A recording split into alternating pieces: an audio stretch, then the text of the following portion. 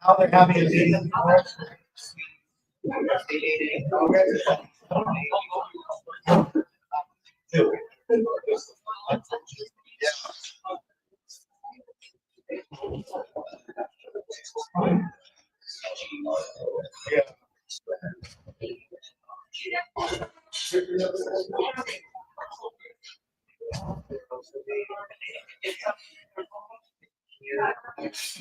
We'll see what happens.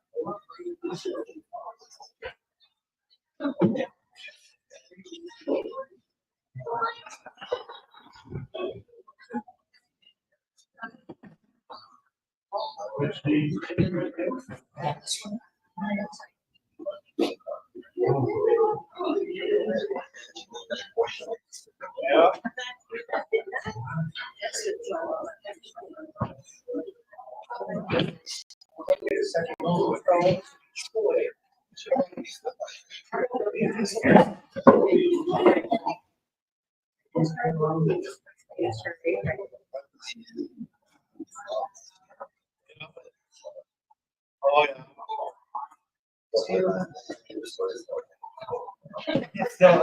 Yeah. Yeah.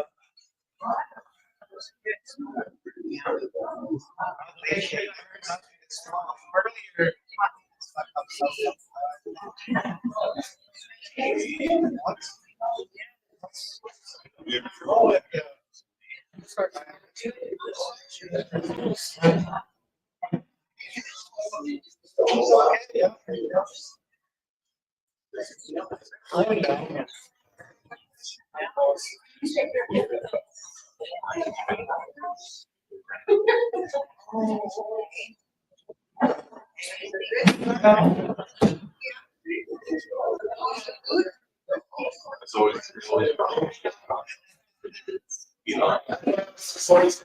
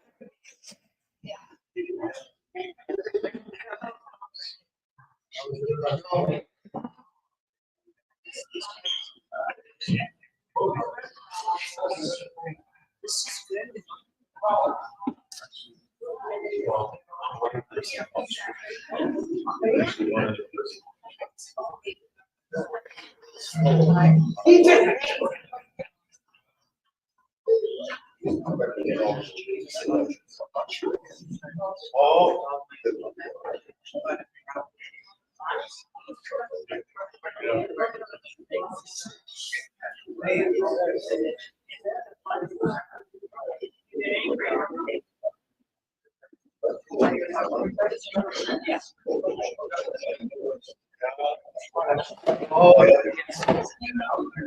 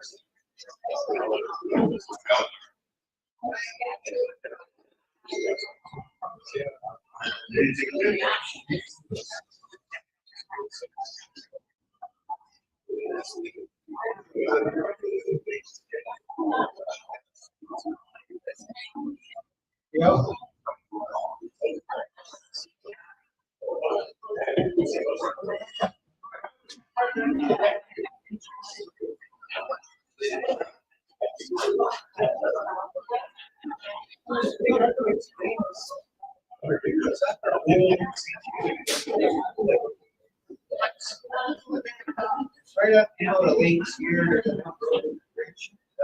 not the lake left.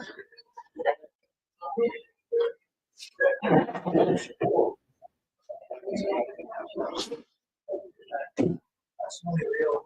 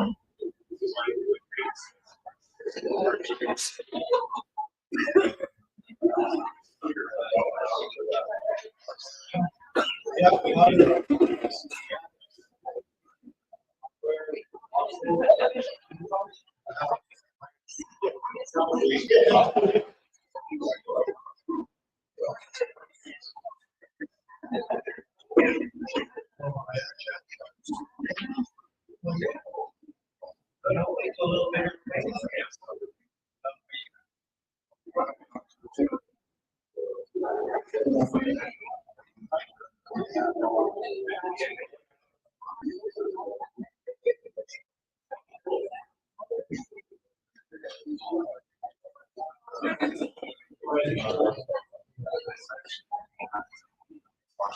he is.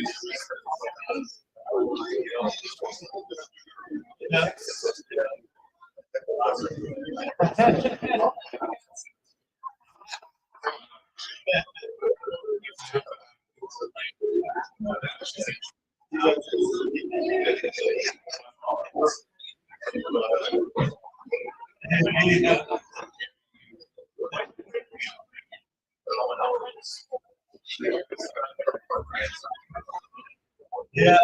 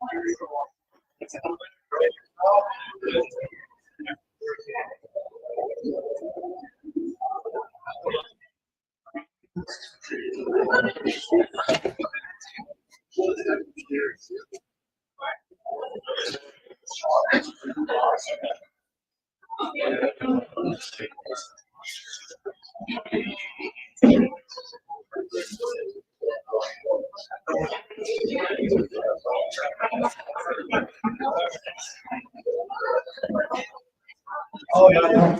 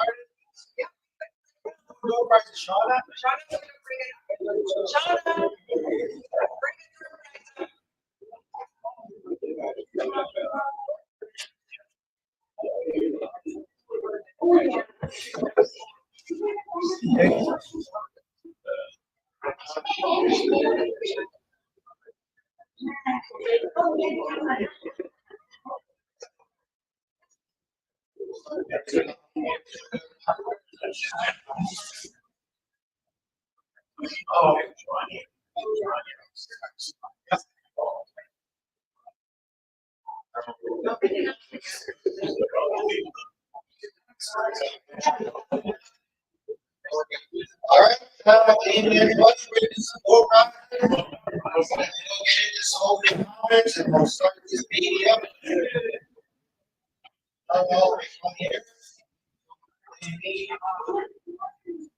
All right, should be on an orange ticket. Last four numbers 4013. Oh, Calvary. Some Oiler hearings.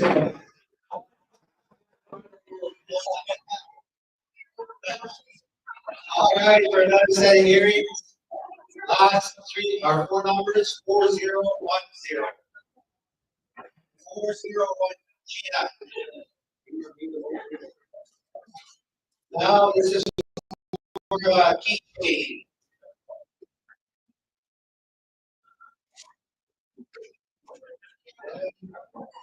Last four numbers 4027.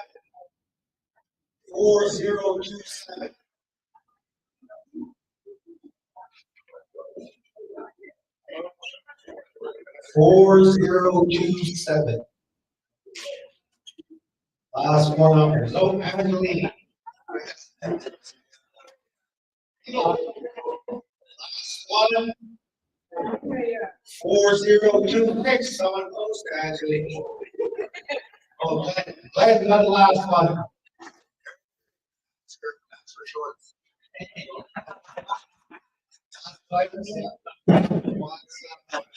Is Gina. There's Gina and Glenn.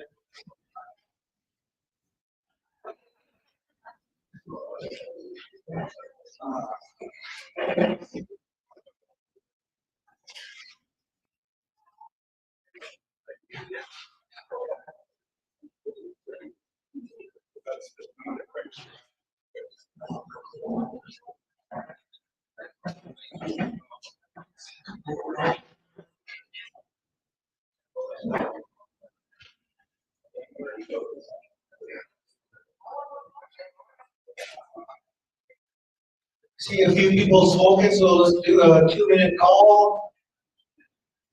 2-minute call. We'll get started.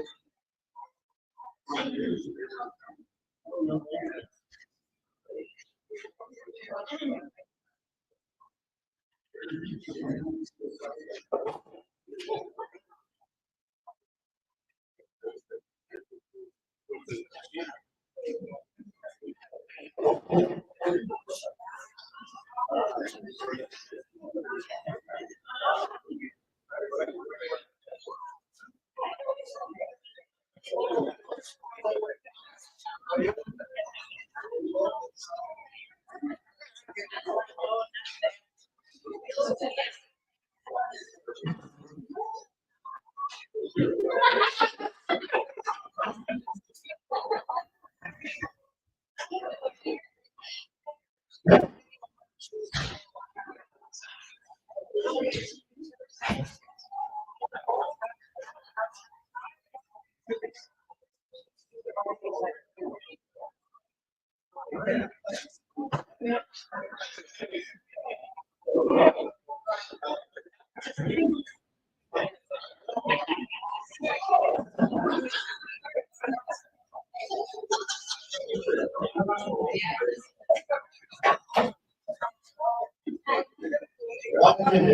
minute.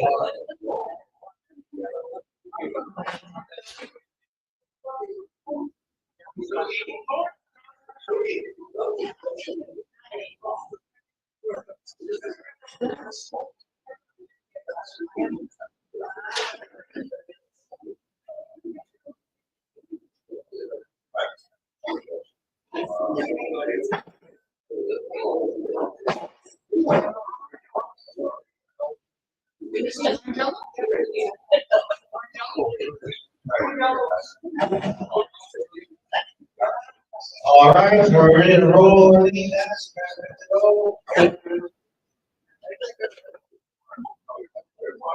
get started here.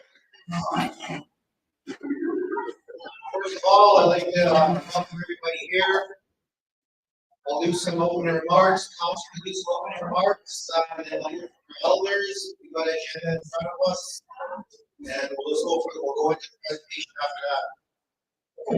So, all you guys here, I'll give a little bit of history. We've been working on this CKAM for probably about 3 years now. We are at the final stages. We've talked to IFC, we talked to GOA. They're all agreeing that we can do a CA agreement. I'd like to thank the staff that we have, Arlene, Joey, Dennis, Teresa, and obviously the others that work on this. It's been very long and hard things to get to where we are. Is their agreement perfect? No, absolutely not. But we're worrying about our kids now. We need to start taking care of our kids. And without this agreement, we can't touch any of our kids off the reserve. And that's where a lot of the issues are. Is our kids that are taken off the reserve, we have no control. With this agreement, if you guys all agree, we could possibly get it signed and sealed and start taking over our off-reserve jurisdiction by as early as January of 2025. But again, that's up to you. We're here. We're in the final stages. We did all the work. We met all our elders. The staff did all their due diligence. And we want to do the presentation to you. Obviously, it's up to you guys if you want to make the decision to go forward. give us the marching orders, and that's the reason why we are here. So with that being said, I just want to thank everybody to get us here, because it took so much work, and it's hard and it's scary. We know it's scary. But at the end of the day, this, to me, and to the council, is part of becoming our own sovereign nation. This is step one. You know, we're tired of getting handouts from the government, thinking they can control us, telling us how to take care of our kids. To us, the council, me and council, it's time to take our own jurisdiction back, and we 110% agree with that movement. That being said, I'll open up to any of my council members if you want to speak. Then I'll go into the elders that have been part of this group for the first couple of years and hear their background and they support as well. Council?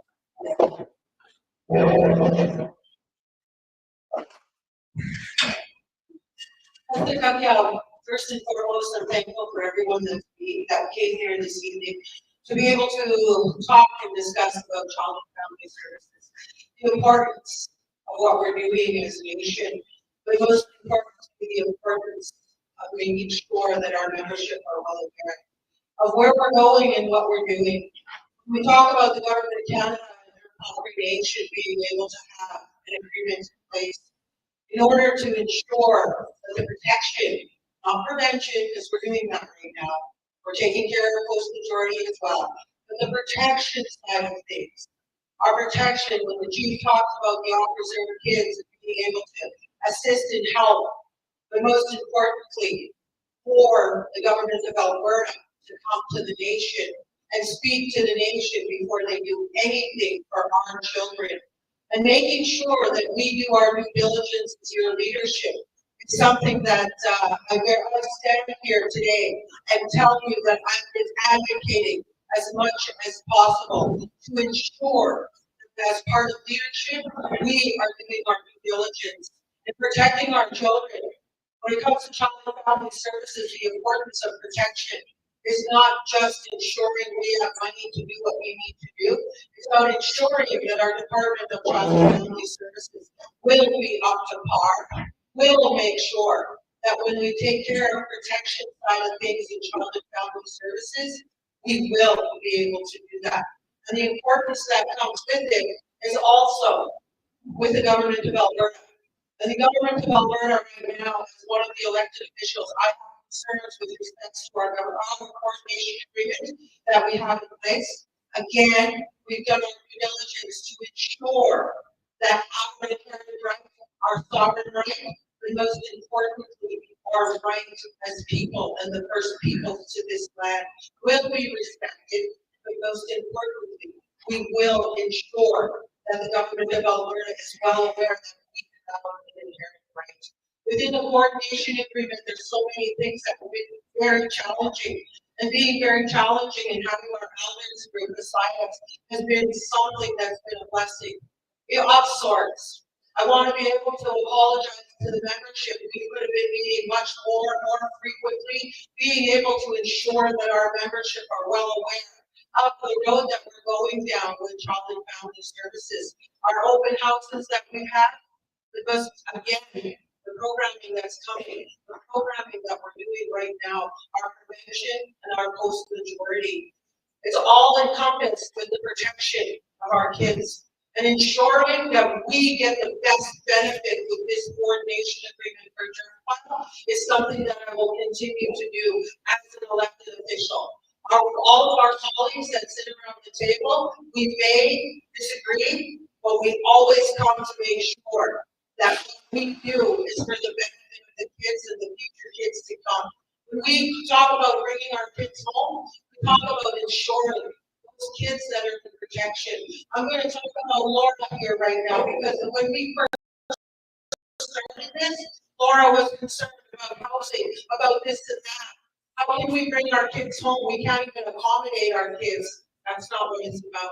And now today, the support we have from our membership, and I'll go back to Laura, understanding what we're doing. The kids are going to be safe in the homes that they're in now, but they're going to have to come to Driftpile.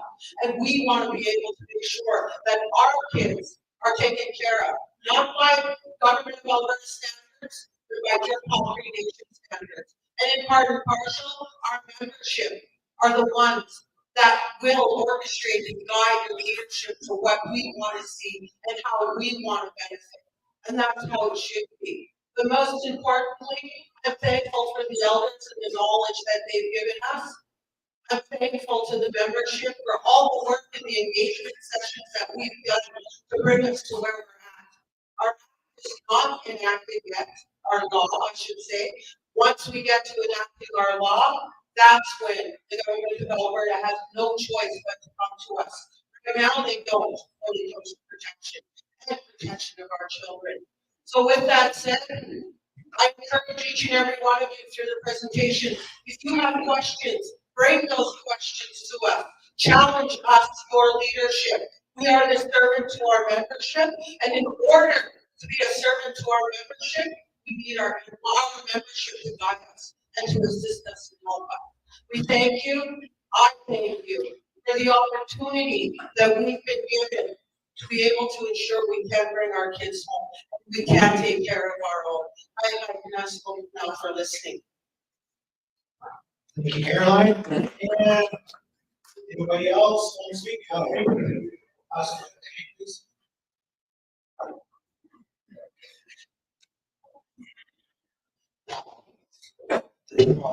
Thank my Aunt Anthony for doing the Lord's blessing. For me, the only comment I want to make is I want to thank the people in our community for trying to push forward.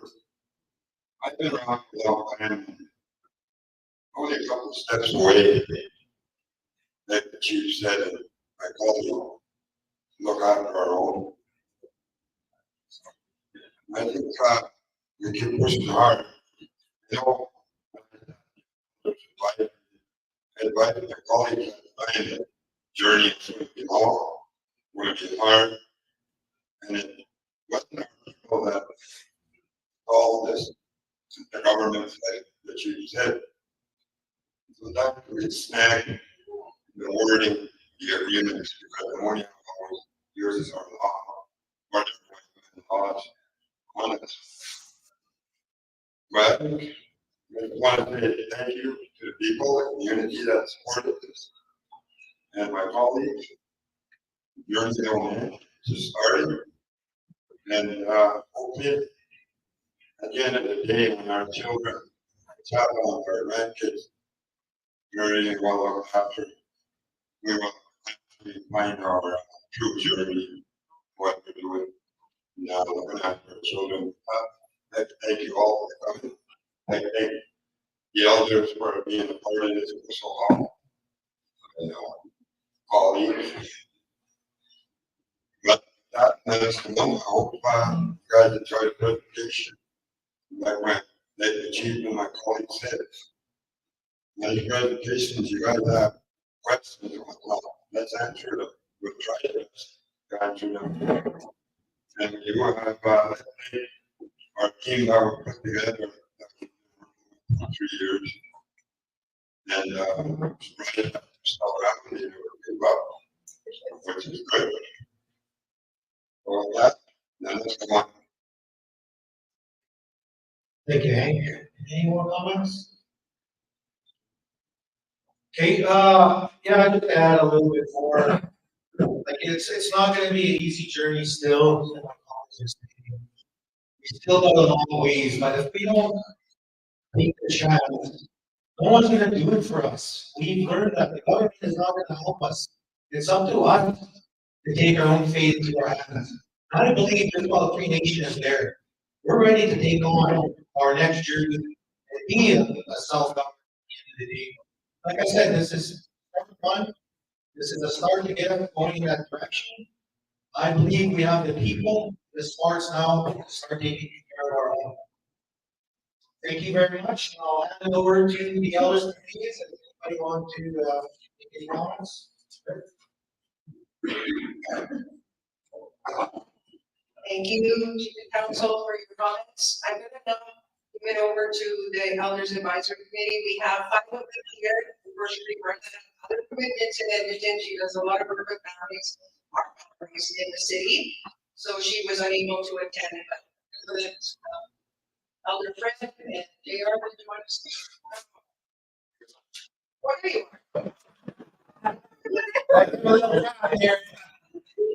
Go ahead.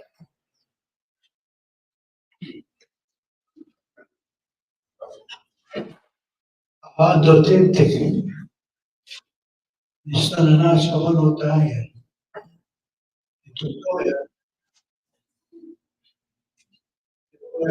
nascono a viso di gadissimo e mi ha tutta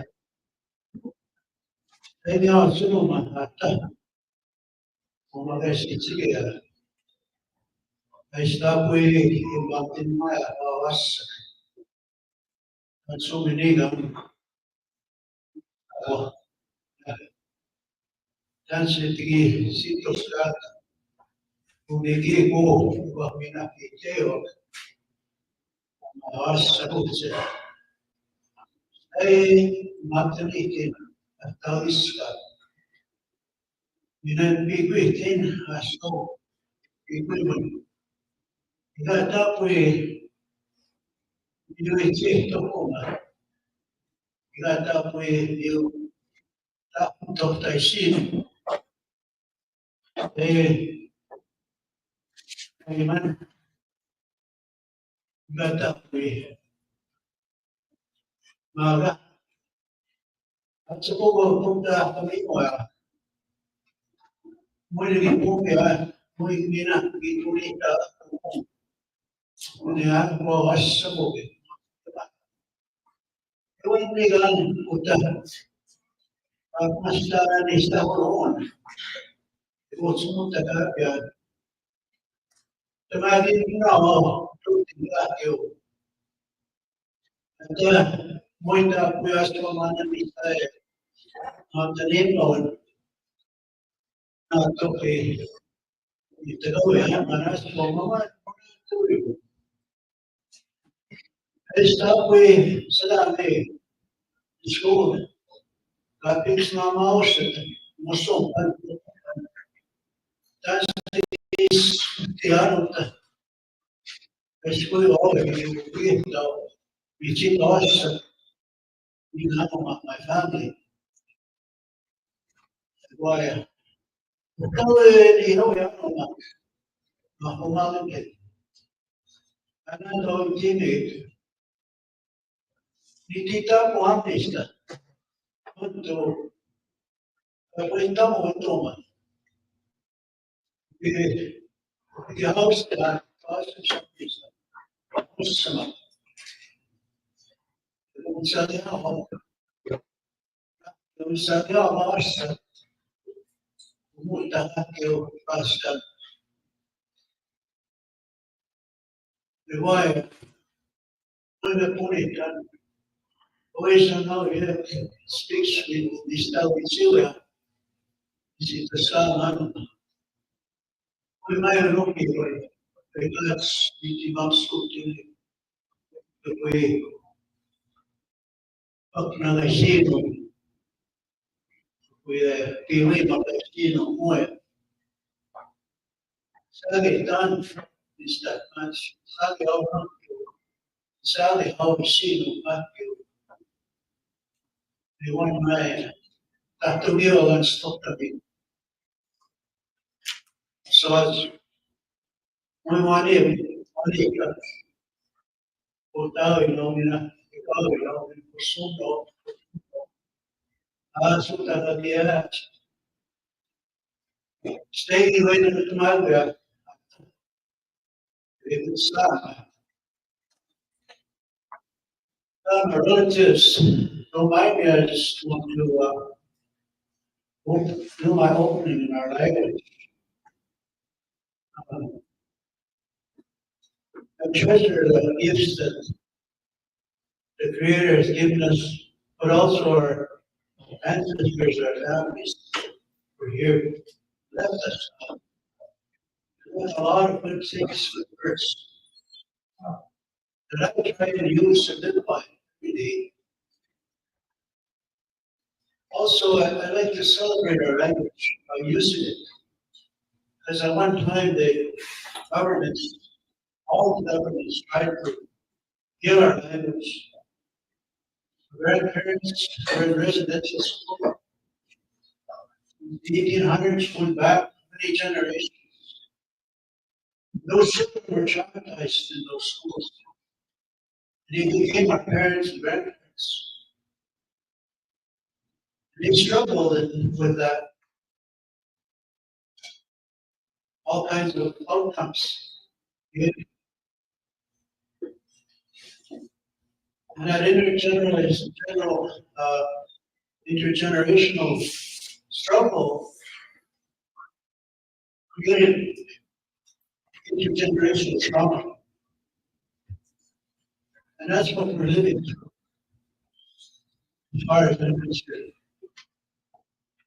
And that trauma is displayed in many ways, comes out in many ways, sometimes through anger, resentment, jealousy, all kinds of human emotions because of that trauma.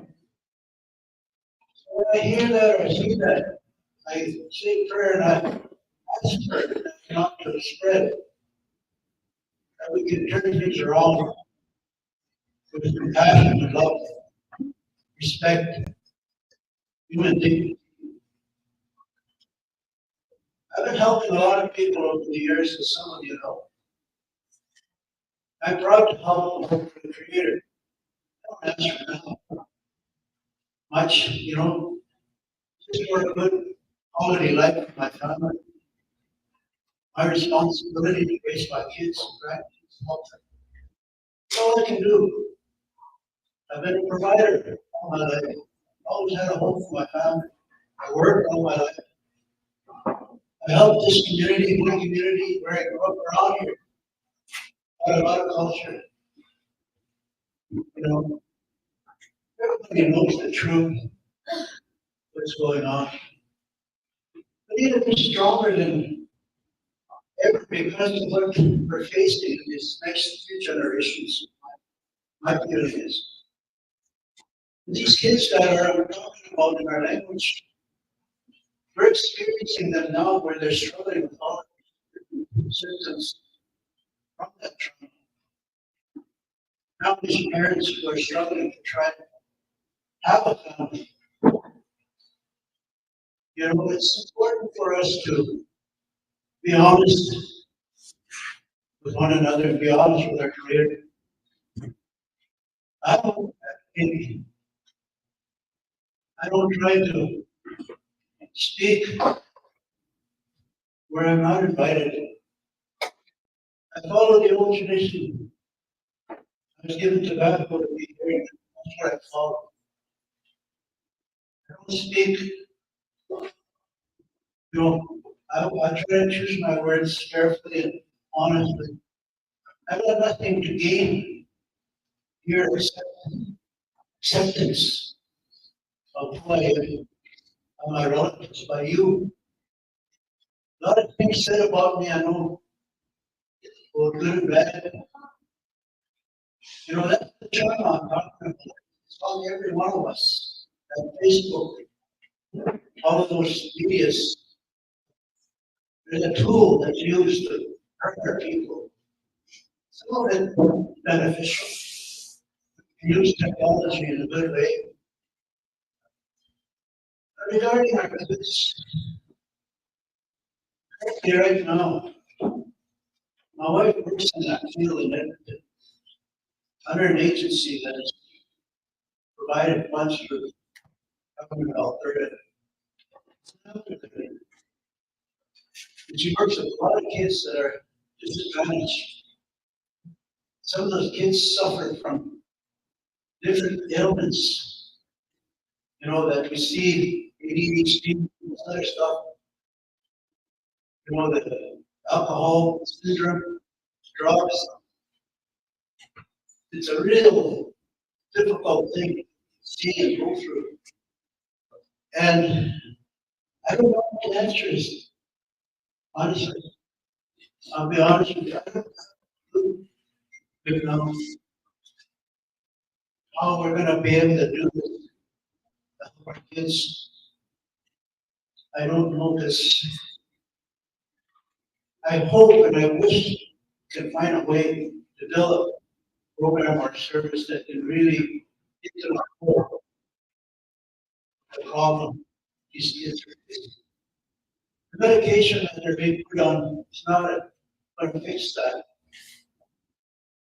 And parents that are also, they can still have their children and try to keep them. They too, they need that home. Be a good parent. We don't throw people away in our culture, especially our family. We try to help them best way we can. But you know, keeping on this committee, I've been asked to be part of this, and I agree. I'm gonna do my best. You know, Chief, thank you for always making sure that things are in line and people are taken care of. And all of the council, my fellow elders, Dave, thank you for being a part of this group. Of course, Arlene and your team, the staff. I know that it's a big thing here that's going on. It's going to impact us for years to come. I wanted to talk about a 10-year agreement. For me, that's not enough. No matter how you cut it, you can't put a price tag on our children. But you can. We can collectively, as a family, as a community, we can find ways to help each other look after our kids. Let's imagine if there was no money involved in this. What would it look like? How much do we really love our kids? You know? These are the questions I ask myself. I didn't come here for money or to gain any kind of recognition or power. I'm not political. I've got nothing to be afraid of or to worry about on my part. So I know what I'm doing, take care of myself. I worry about our people, I worry about our families. You know, everybody has their reason for being here.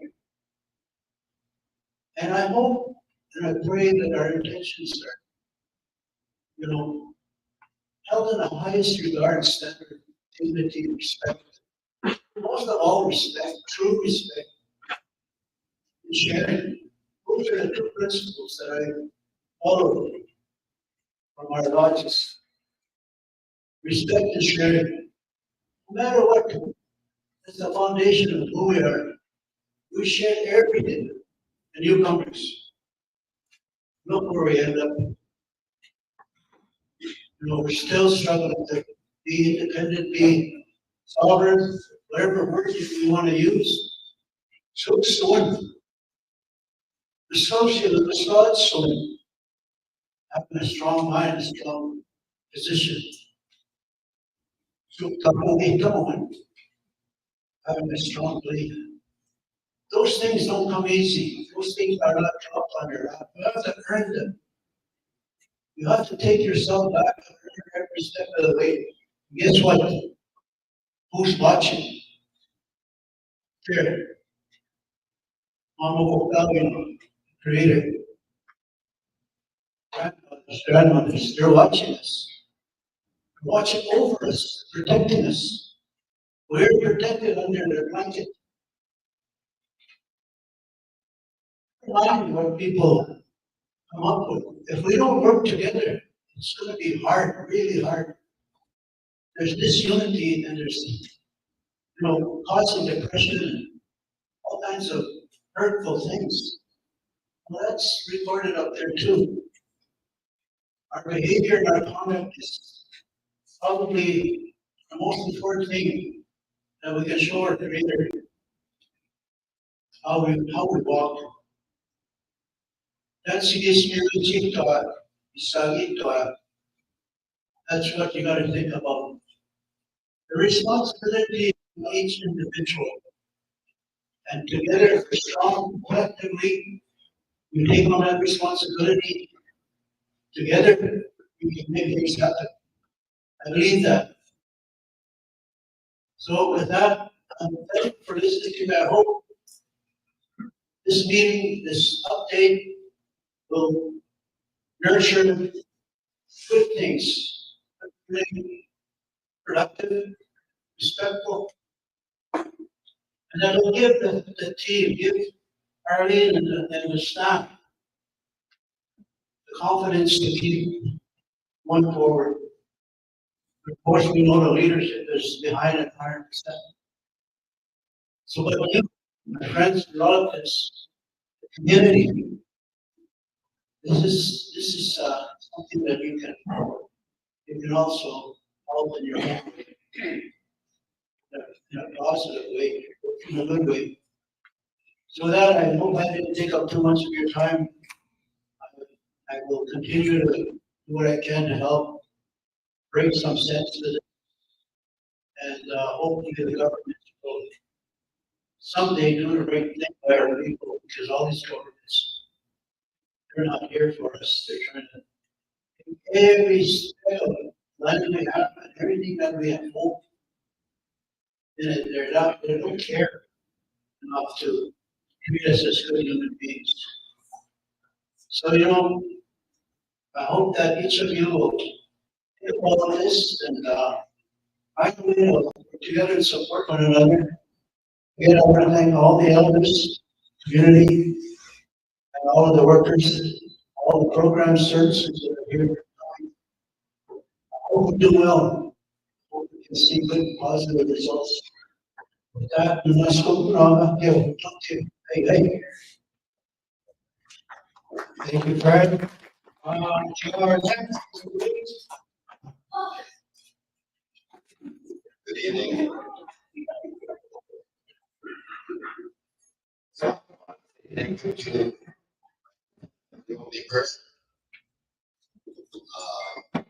Thank you to Richard and others relevant after us. Thank you to the folks for the soup.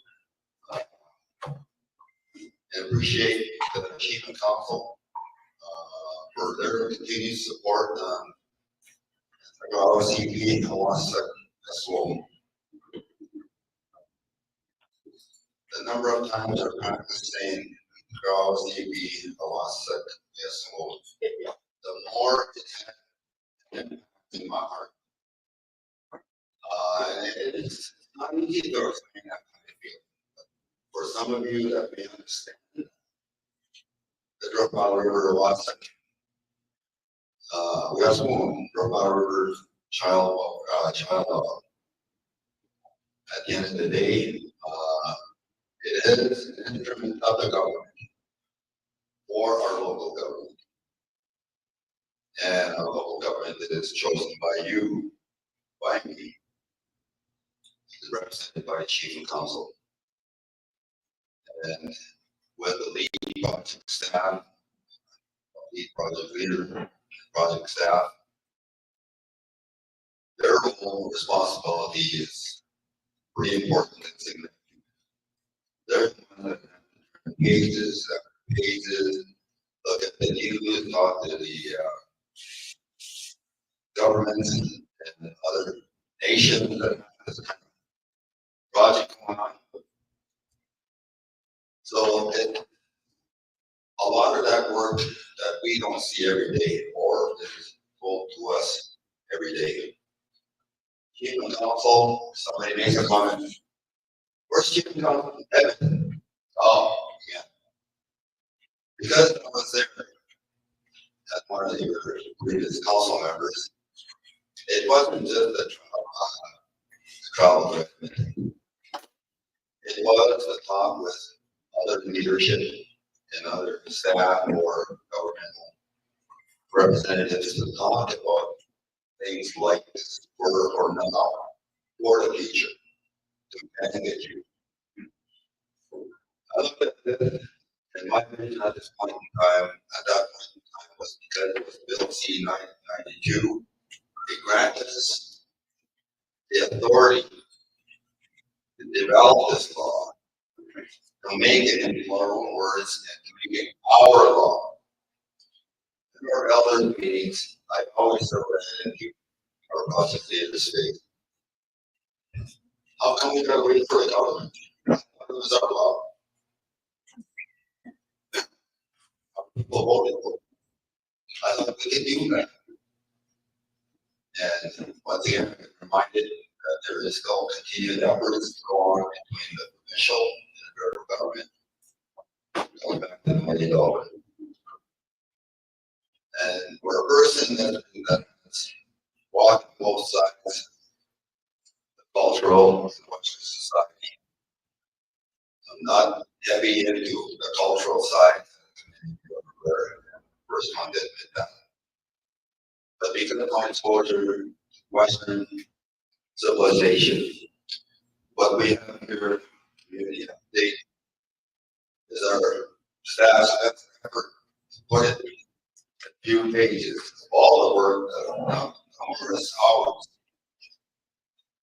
and frustration, sometimes even crying, to get the point across of support is now in front of us.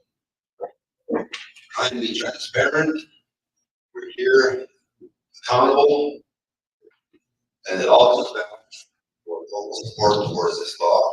And we want to look at it because of that vision that we want this community to be developed in such a way to provide this much needed service, to overcome the trauma, all that was always thrown in our face.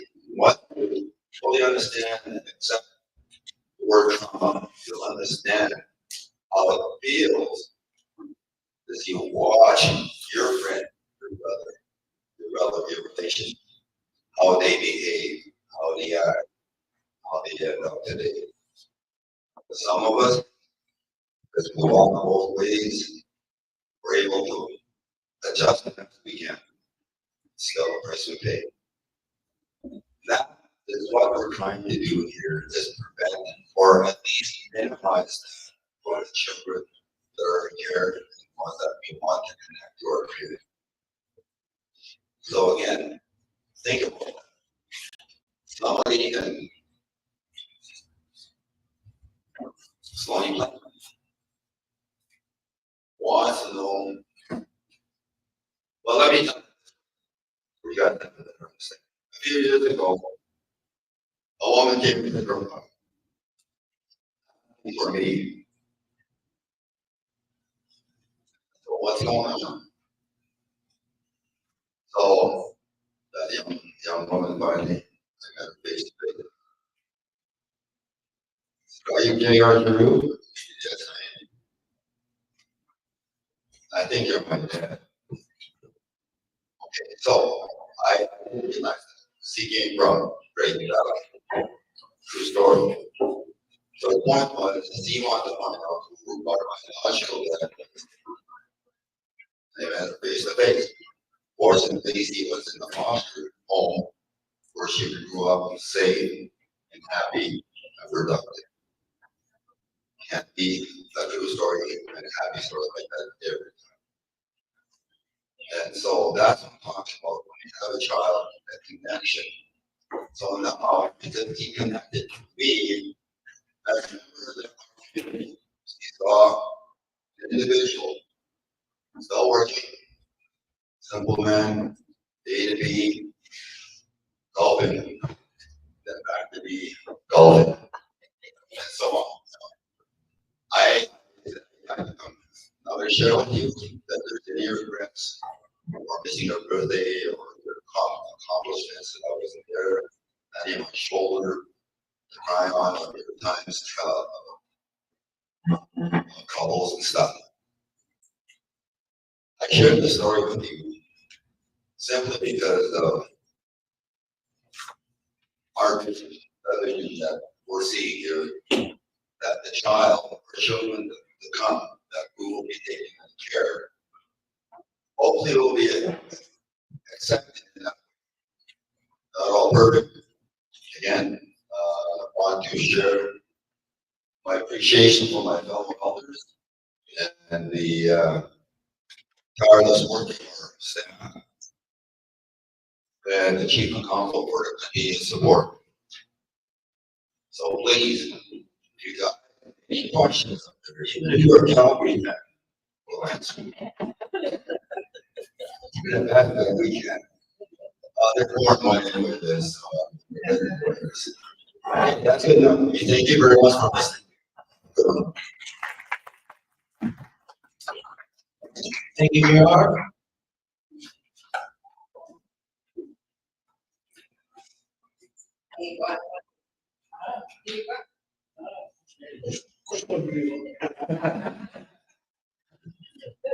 Okay, first of all, thank my auntie for opening prayer and the chief and council that are here and my colleagues, others, and people that are here from the rest. Thank you all. I know, Caroline and Chief and Fred, they are said most of what I kind of thinking about. So kind of leaves me out of saying, only saying too much of anything. But, yes, we started about, I got called in, asked if I wanted to join the group for, child welfare. And I said right away, and I did, I said, hey, I said, yeah. And it was on, we're still doing what we had in mind, what we're talking about, and what we wanted to do. And push for our, push that are out there under, for that child welfare. But, ever since we've been working on this, our leader, Arlene, and her group have been working into this program. I thank them very much for that. And there's still a lot to do. And I know a lot of people probably misunderstand about we want our children home. It's not necessarily bringing them to their house. We want to connect them to their families. Let them know where they belong. But I know some of them that are probably already adults, they still feel like, why am I being left out? And it's not our fault.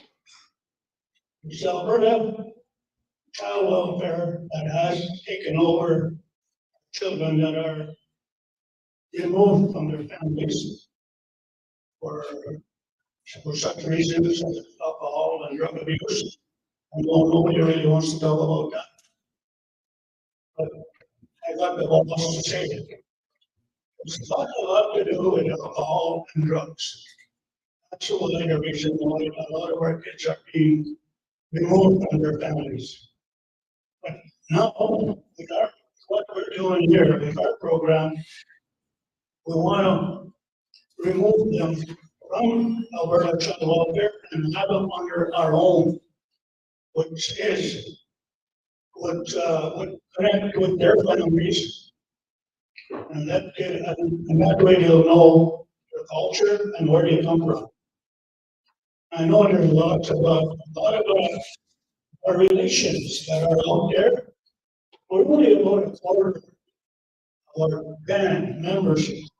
There's only about a quarter that's living under a shirt. The other 3/4 are out there. Edmonton. Even some of our those little towns, Grand Prairie, even in Prince George, there's a lot of them. Edmonton, there's a lot of them over the scattered. I know I was listening to a TV about 2 months ago. I was kind of where is the other? There was this 11-year-old kid was in child care, a family. He was tortured and died. 11-year-old kid. And, sometimes I think about it, is it good for my relations? I know I get a little emotional over that. But, we've been doing a lot, and, we're having a problem with, Alberta child welfare right now. For one thing, they don't want to let their box go from other children that they have removed from our families. So, we still got a bit of work to do. There's a pretty well reason why we're here. To let you guys know, what's happening right now is having a bit of a fight with, province. Because they don't want to let, their child welfare system and for us to take over our own kids that they have removed from our families. For them, it's a lot of money. For Alberta province, it's all about money. When the people out there in the money house, they look at us, they see dollar signs. And I'll say that I've been told that. So from when I was younger, when I used to work out there, and I used to work at the money house, got involved working on them. And that's what they used to tell me. When we look at you guys, we see dollar signs. And they used to ask why. Because you guys are under the treaty, under Indian Affairs. Indian Affairs pays for everything you guys have. And that used to be an argument for me. I was working out there and paying just as much taxes as they were. That used to kind of change the topic quite a bit. But even today, a lot of people like out there will look at you. You're another native that don't do nothing. You don't pay taxes. And they only tell them, hey, we pay taxes just as much as you guys. Sure, we don't pay taxes in the reserve, but as soon as we step out of the Indian reserve line, we pay taxes just as much as you guys. What they don't pay for taxes is the land tax.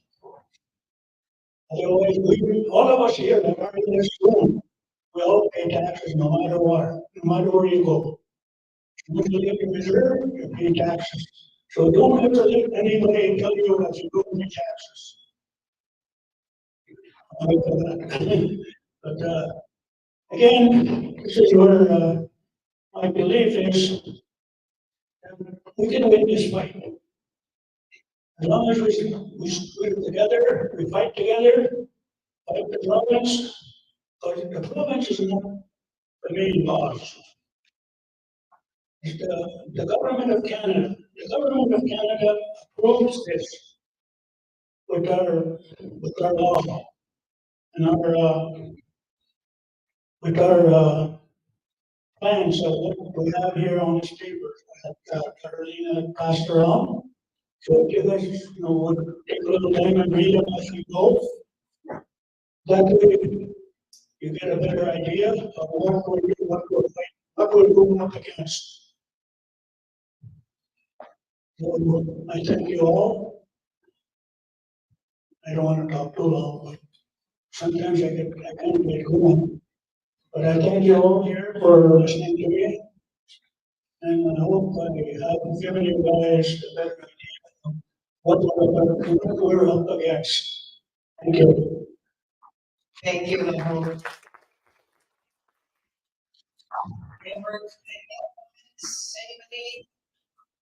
No, we're all good. How about we have a draw? And then we'll get into the.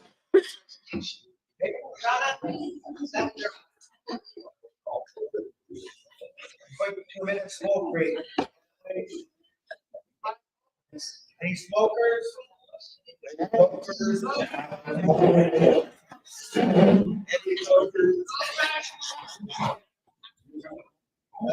You're taking at your table.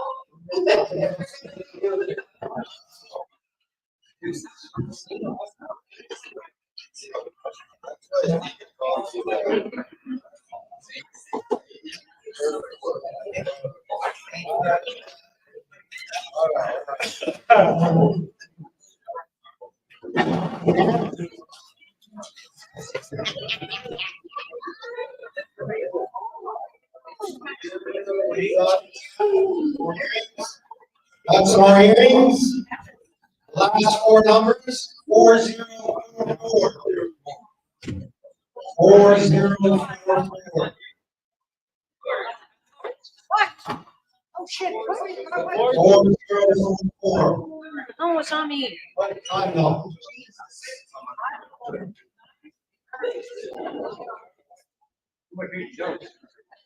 You another set of hearing? Last four numbers, 4050.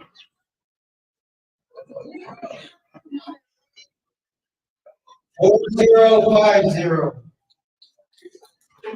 Patsy, nice set of hearing.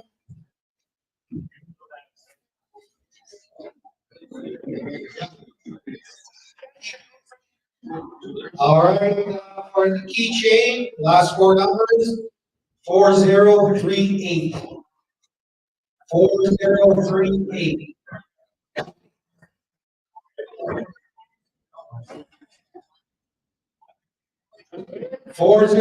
Slick, my man. And the last one is for a laundry basket in the back that you can pick up whenever you're ready. Last four numbers are 4021. 4021. Oh, Rose, Elder Rose on that, but she's smoking.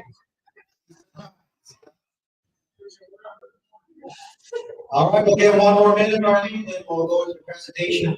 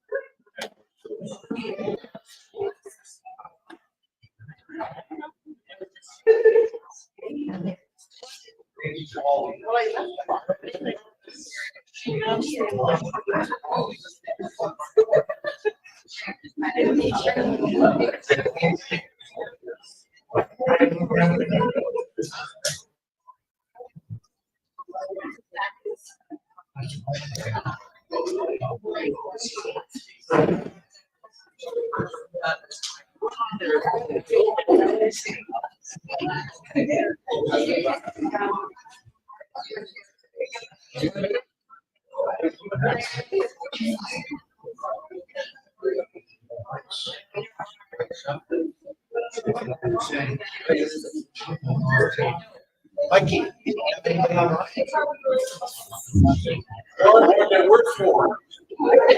But they probably first great. Oh, they're probably people like another.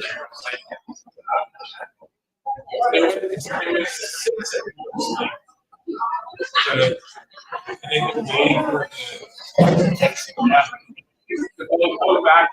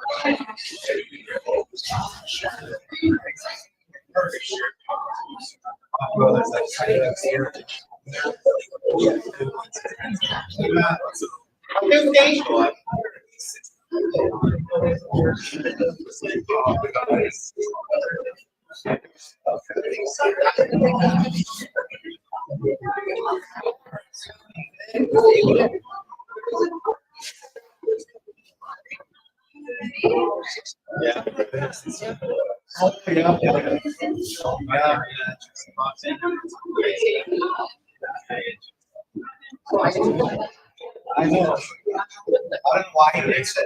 You know,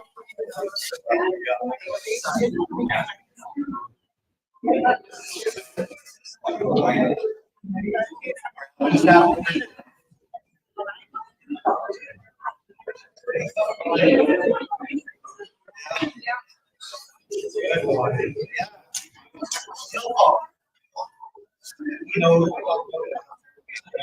As far as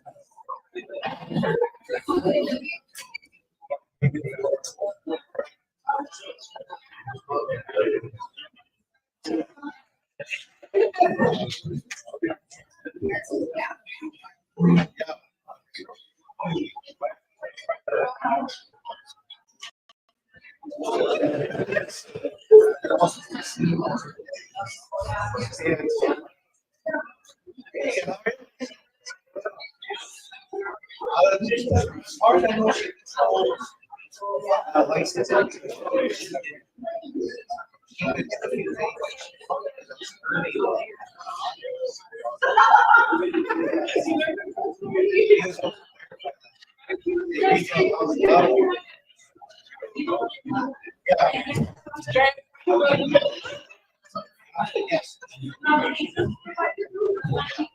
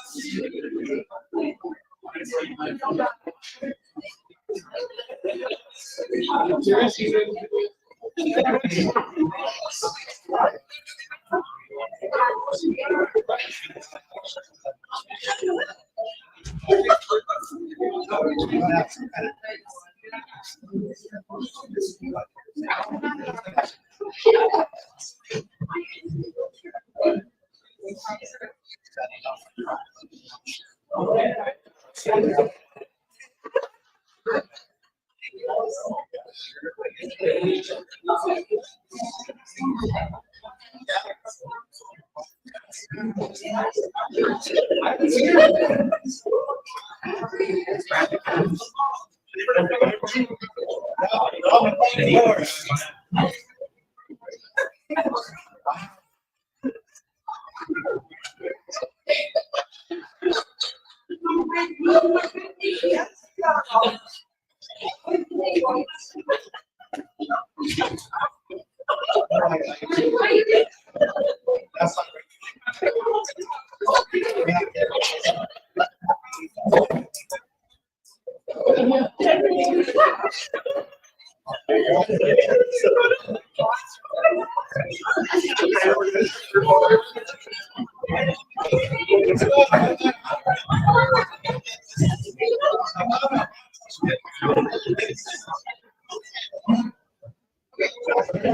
Get all that.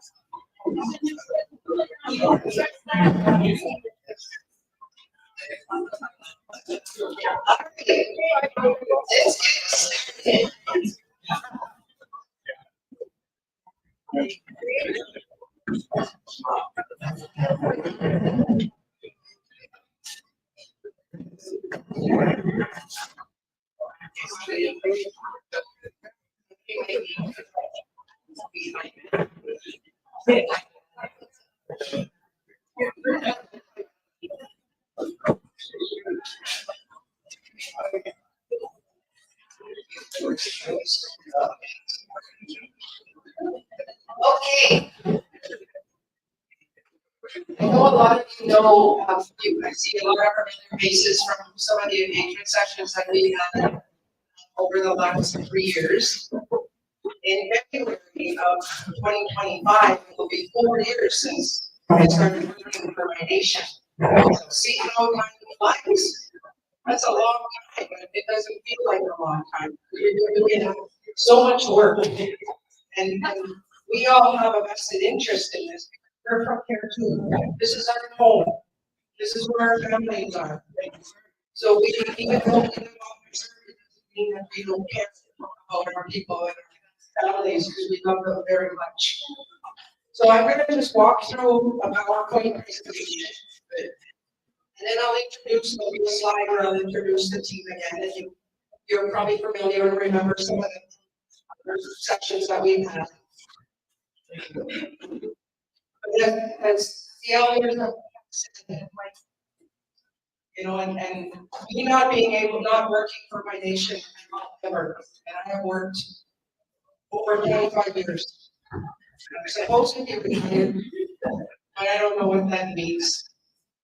But, you know, my vision has always been to come home and to work for my nation. And I work for government in Alberta, Canada.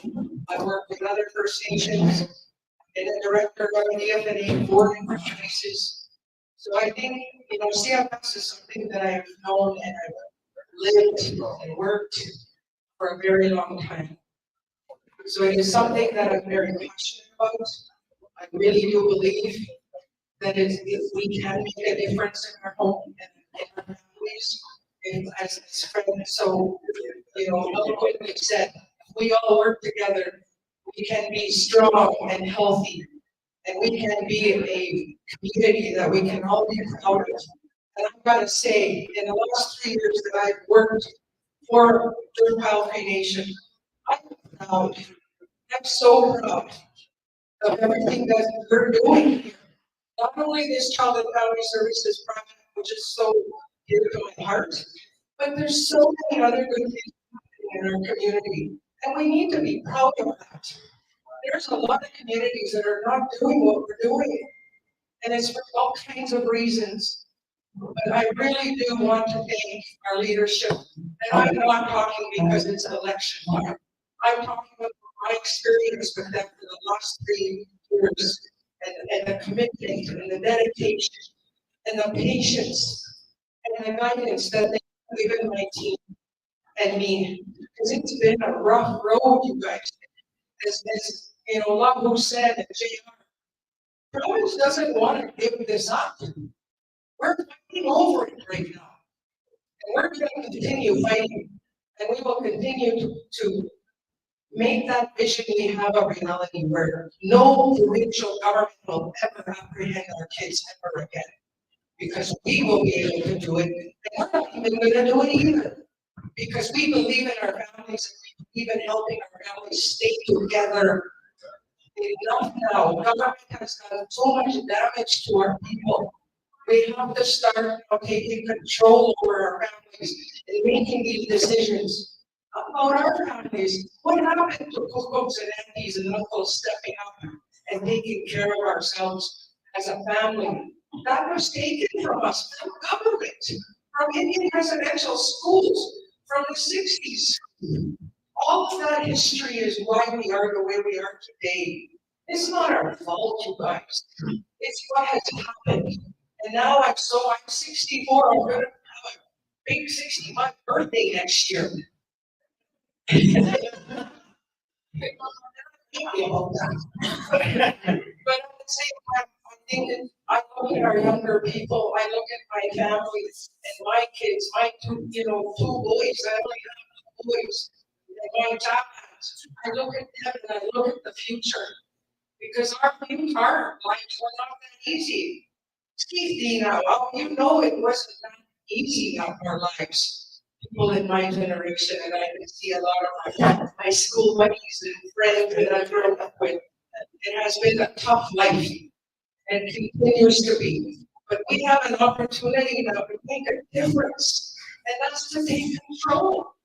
To actually make decisions and keep our families together and give them the supports they need so they can be strong and healthy, so that they can be better parents. We have to stop blaming ourselves. It wasn't our fault. And that's all that we've ever done. And one man will always say that too. Oh, there was like one who said, you guys don't pay taxes, you guys are bogus, you don't do this, you don't do that. Boy, little do they know, we have fought hard. And guess what? We're still here. We're not going anywhere. In fact, we're getting stronger and healthier and educated. We've got doctors and lawyers and all kinds of really strong leaders that are from this community. We need to be proud of that. And there's so much more little ones that are going to come. And they're the ones that are going to take us to even higher places because they're the ones that are, they're sick and tired of the next generation. I don't know if you guys noticed this, but the next generation, younger ones, are saying, what the heck? Let's just move on. Let's just get, control and take care of ourselves. And who the hell has any say? It should be about us. And that's what I hear from these younger people. They don't understand because they're in a different era, they're in a different generation. They don't see, they don't appreciate, they see, but they don't appreciate what we have to go through and what our parents have to go through and we'll go back with all of that trauma that our elders have been talking about. So the Child and Family Services legislation, Mihtatakaw Sîpiy Awas'ak Wiyasiwêwin, I can say it. I had to learn it. But it's really important that law has opened the door. And so over the last 2-3 years now, since we passed the law 2 years ago, you guys, already, and September 2020 is when we passed our law. And ever since then, we have been working really hard to make that law come to reality. So I'm going to walk you through, you can go to the next. Maybe our vision is to create a safe, healthy, and caring community where children are safe, happy, thriving, which is a big word, and growing up in family and community and culture. Because a lot of our kids out there, most of our caseload is not preserved. We have 73 kids in care. Some of them are not in care, some of them are older and they're still in the system though, right? So that's the other side of all of this is we want to take control of all of those files. And that's where, there's going to be resistance from Alberta because it's big money. There's lots of homes, lots of big mansions that have been paid for on the backs of our kids. And that's why they're really struggling. And Alberta's even saying, well, you can't have that facility, you can't use that Driftpile, you can't use that Driftpile because that's ours. Right? So they're already starting trying to restrict what we have access to because they don't want to share. Right? Meanwhile, they just spend billions or receive billions of dollars on behalf of our kids in care. And that's another thing that we're having as well, we pointed out. The next slide, please. So the other important part is, as you guys heard, our committee, our Elders Advisory Committee, and I really, as you guys know, it was something that we all, the council and my team, felt that was really important is to have elders being part of this project, being guiding us and supporting us and giving us direction, right? So of course they've been really, really helpful in making sure that we're on track making sure that we're not giving away our farm, right? And what I mean is making sure that we always maintain our treaty rights and our inherent rights. And that is what this actually does help, is we're exercising our inherent right by having our own law and making sure that nobody, and our law is overpowers provincial law.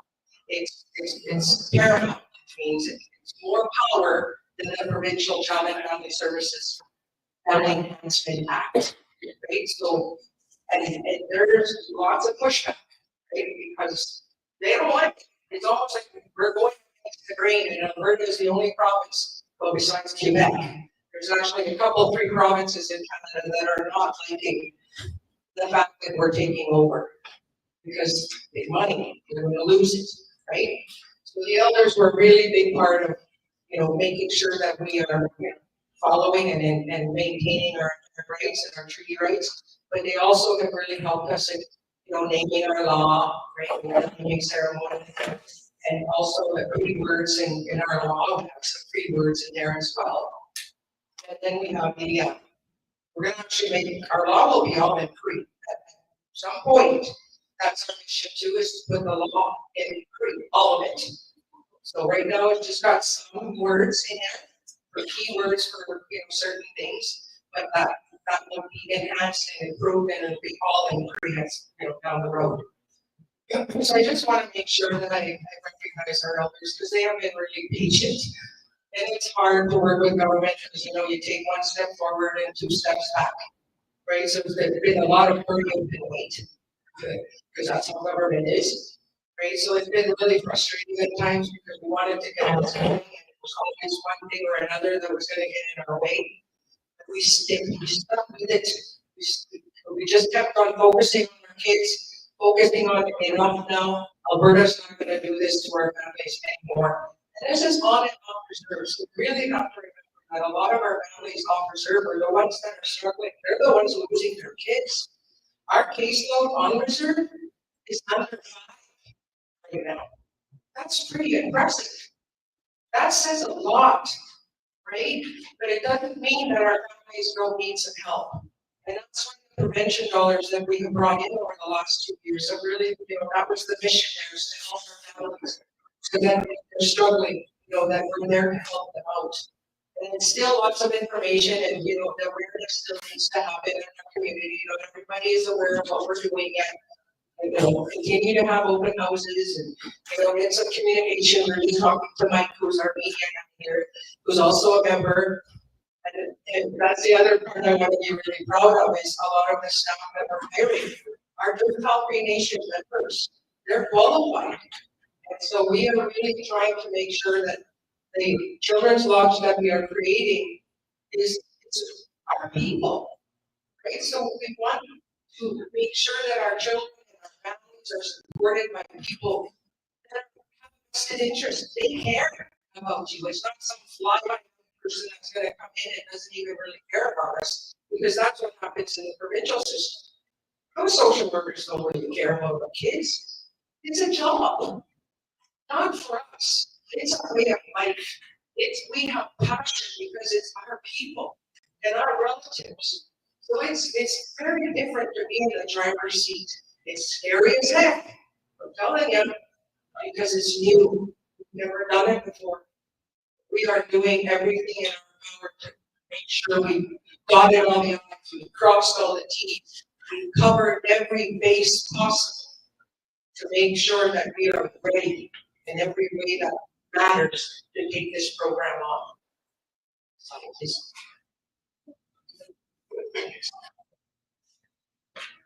So just for some of you that aren't aware, back in January 1, 2020, the federal government introduced the Child and Family Services Law.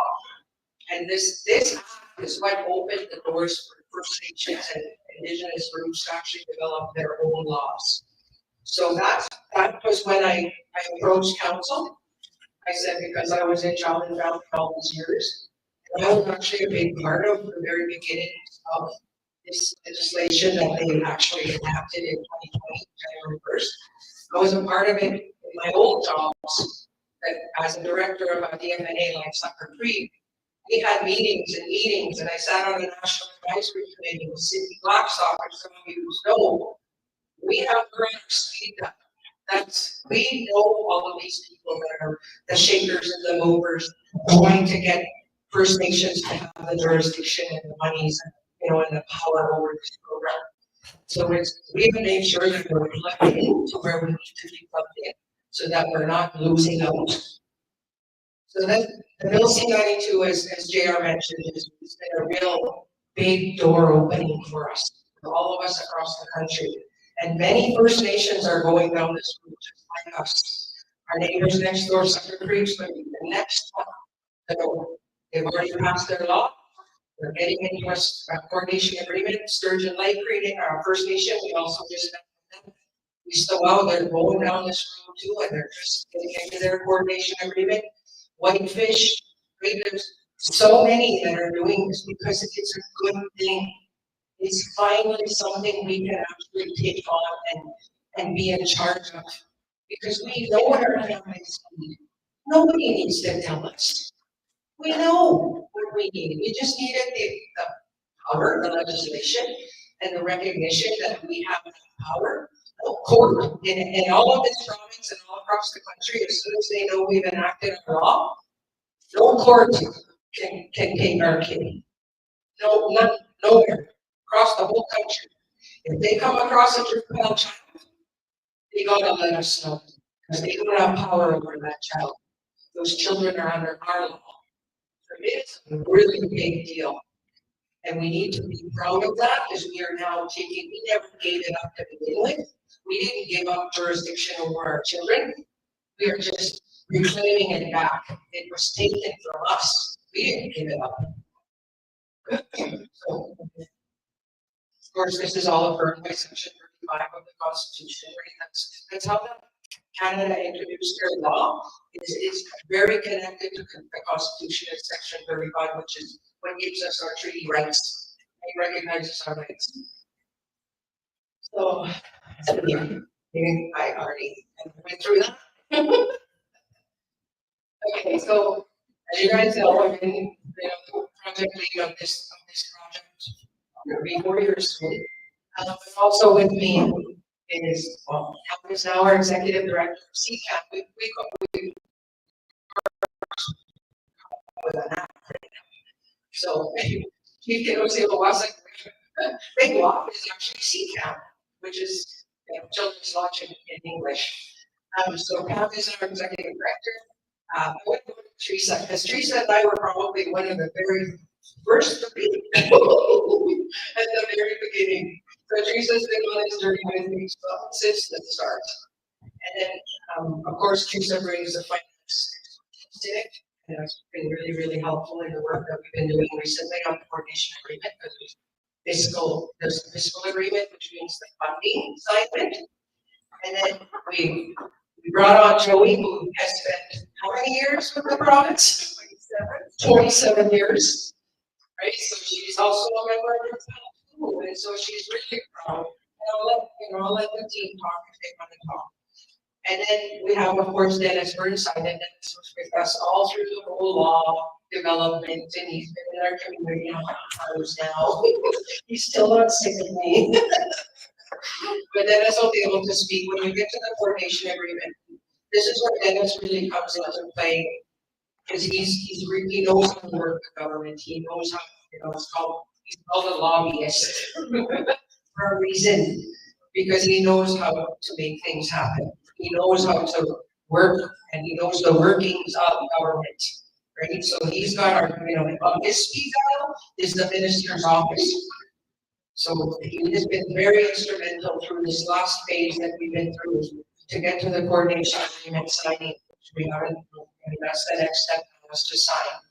But Dennis has really helped a lot throughout that process because of his knowledge around it.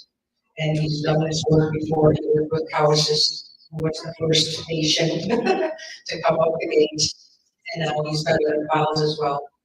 He's actually working with Sturgeon, right? So I think that without all of our team, and not to mention there's others, of course, the agency, the Children's Lodge staff, We now have 23 staff. We used to be only 2. There's 23 staff we have in the children's lodge, probably an agency, children's lodge. So that's that's a big milestone too. Because we created opportunities for jobs, but more importantly, we created our own agency. And I'm so conditioned our own children's lodge, thanks to work for the province. So I think that is a big milestone too, is that we've grown to, and we're continuing to hire because we have to. We have a whole bunch of different things that we need to get ready to do before we take on protection. Okay, so phase 1, as you guys know, is when we went through the whole engagement process, and then we actually developed our law, and then we passed our law. Right? So since then is where we actually sent it. Was a letter saying, hey, Canada, hey, Alberta, Driftpile is passed the law and are now ready to enter into a agreement. And so it's called trilateral. There's 3 parties, and it's a document that's very legalese. It's really all about, roles and responsibilities, who's going to do what, when, where, how. Right? It's a lot of bureaucratic stuff in it, but it's very, very important because it holds everybody accountable. It makes sure that they are going to make responsibility for the areas. That's really important because Alberta and Canada cannot be let off the hook. We need to continue to be a partner here, at least for sure long term. Alberta, as soon as we take over our files, thank you very much. But we working with, unless they come across our children, they have to contact us immediately. There will be no real relationship with them once we take over all our files. We will be for sure then. So then we went into all of this coordination agreement work. We were program, as the elders said, and our post majority, which is all of the youth and all the children that have been in care and now out of care, but they're under the age 26. So we're now helping. We have 18 young people on the caseload now. That's amazing. There's anywhere, we're saying there's 211. There's 211 members of our kids that are now old, right? They're 18, between 18 and 26.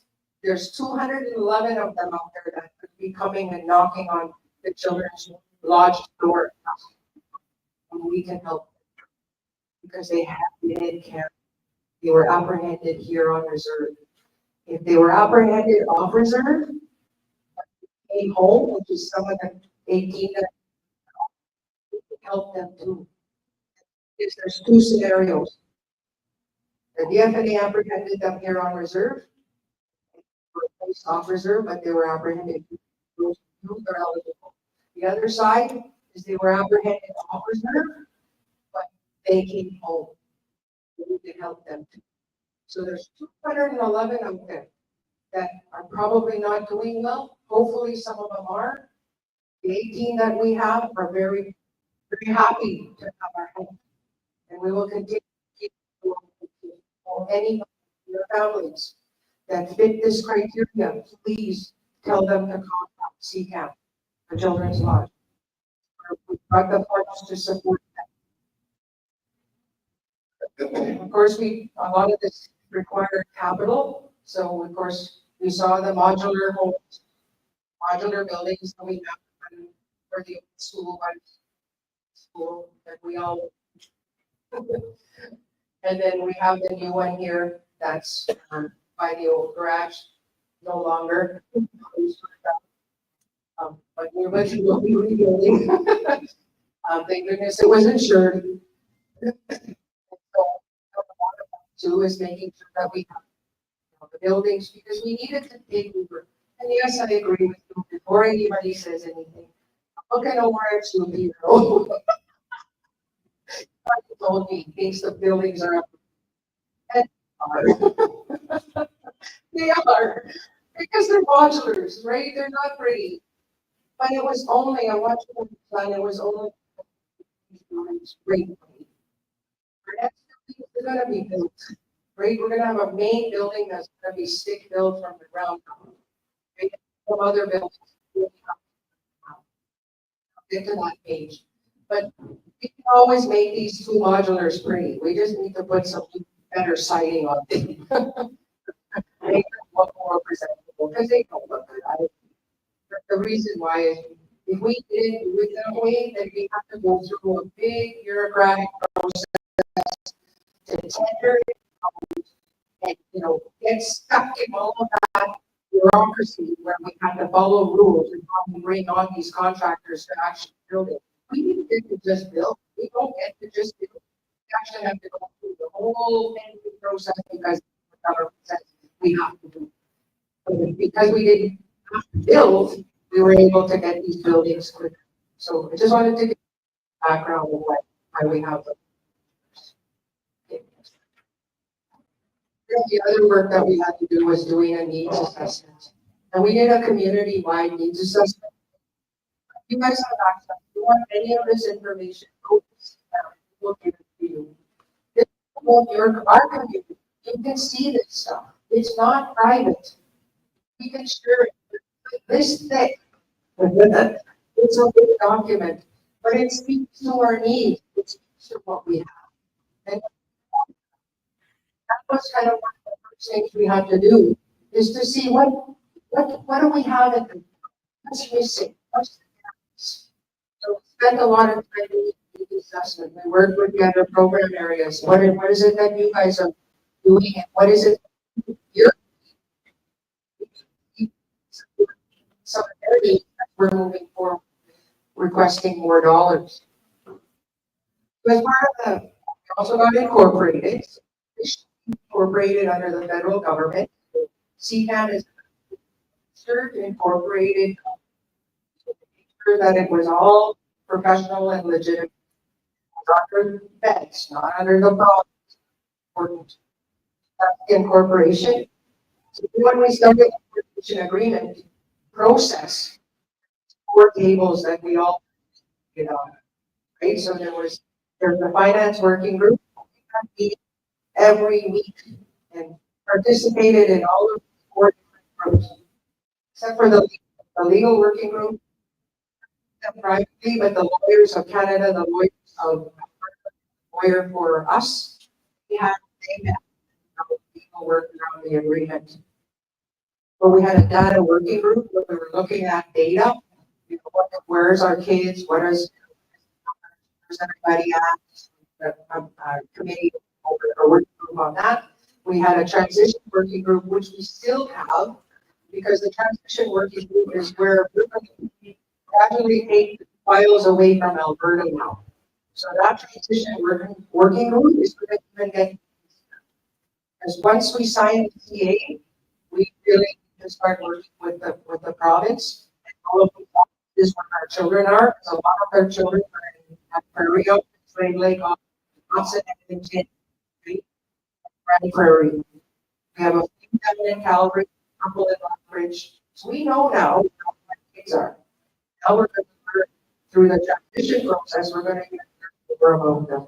How are they doing? Where are they? Who are they with?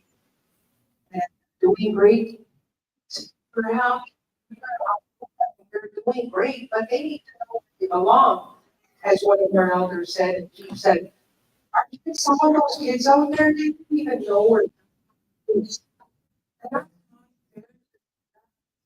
obligation, our duty to make sure our children that are from here know where they're from. As should make sure our know where Driftpile is and who we are, and come here and get to know us. I know how it feels out there.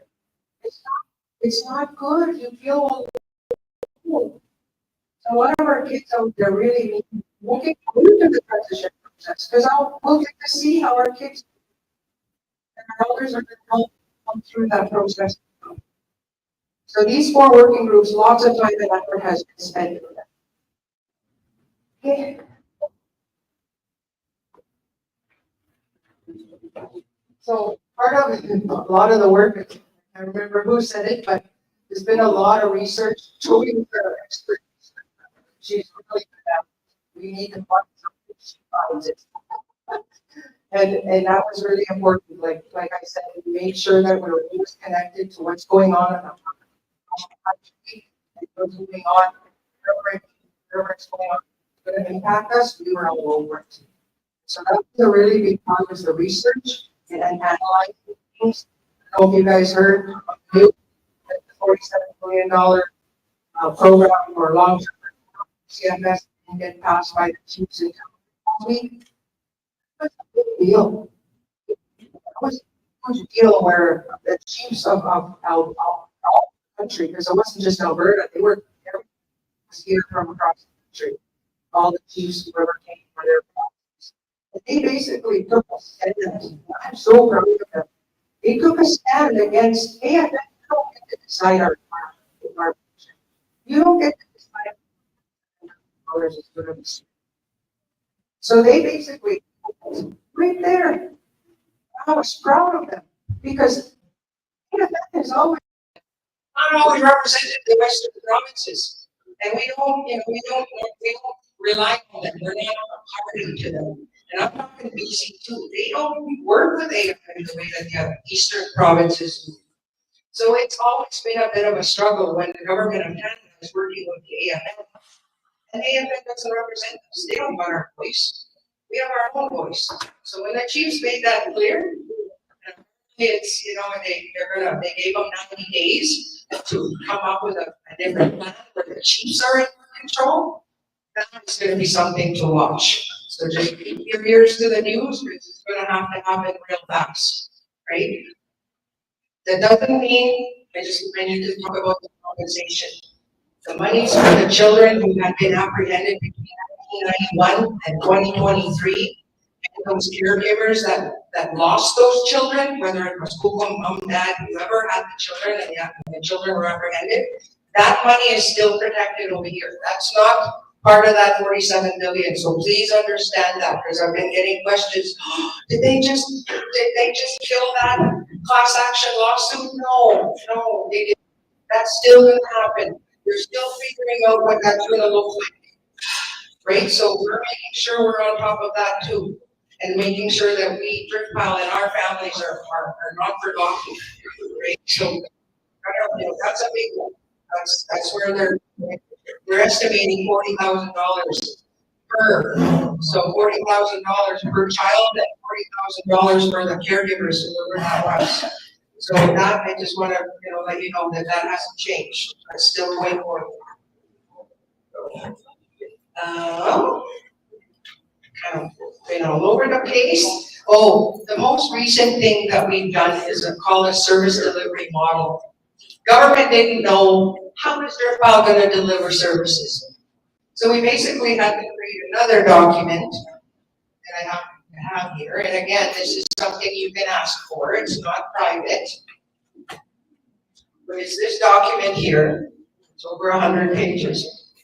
But it speaks to how we are going to take care of our kids, how we're going to keep our families together, how we're going to ensure culture and our traditions and our land-based teachings, and all of the way that I grew up is going to be a part of how we deliver services. It's not going to be come into your house and take your child. It's going to be, what can we do to help? What's happened? Boy, what did you do wrong? Right? And that's what the provincial system has done to us. They've blamed us, they've penalized us, they've taken our children, and then they forget about us. Parents never had a chance to get their kids back because the provincial system was built that way. That was exactly another modern way of assimilating us. That's the truth. I've been in Native studies, I know exactly what the plan is. Right? Government has done this to us for too long, and we have a chance to do different, to show that we can take care of our own. Okay. Transition planning, yeah, I spoke to that, capital projects, okay. I know this by heart. Okay, go next. So the next, what we're doing right now is we're recruiting a board of directors for CKAM, right? So the actual, I mean, this is a decision that leadership made. And again, I'm very proud that they made this decision to protect the nation. It was a difficult decision to make, right? They put themselves back and they said, no, we are gonna make sure that we're protecting the band because you know CFS has some liability, right? So we're gonna make sure we have insurance to cover any liability. So that whatever happens in Children's Lodge isn't gonna impact the nation, everything that the nation is doing. So it's really important that we have that separation. So the board of directors is not gonna be your chief and council. It's going to be other people. It can be some of our members, right? Hopefully more than not. Great, but we're in the process of actually recruiting a board right now. And we can have, our law says we can have up to 7 members on our board. We're also looking, we have to start looking at the tribunal. Because we're not gonna use provincial courts, guys. They have done enough damage to our people. We are going to do it our way, the way things were done in the past, where we would sit down and we would figure it out as a family, how we're going to handle the situation that's impacting that particular family. We're gonna help each other. It's not about, again, not about taking our kids away. It's about healing. We have to heal, as our elders also said.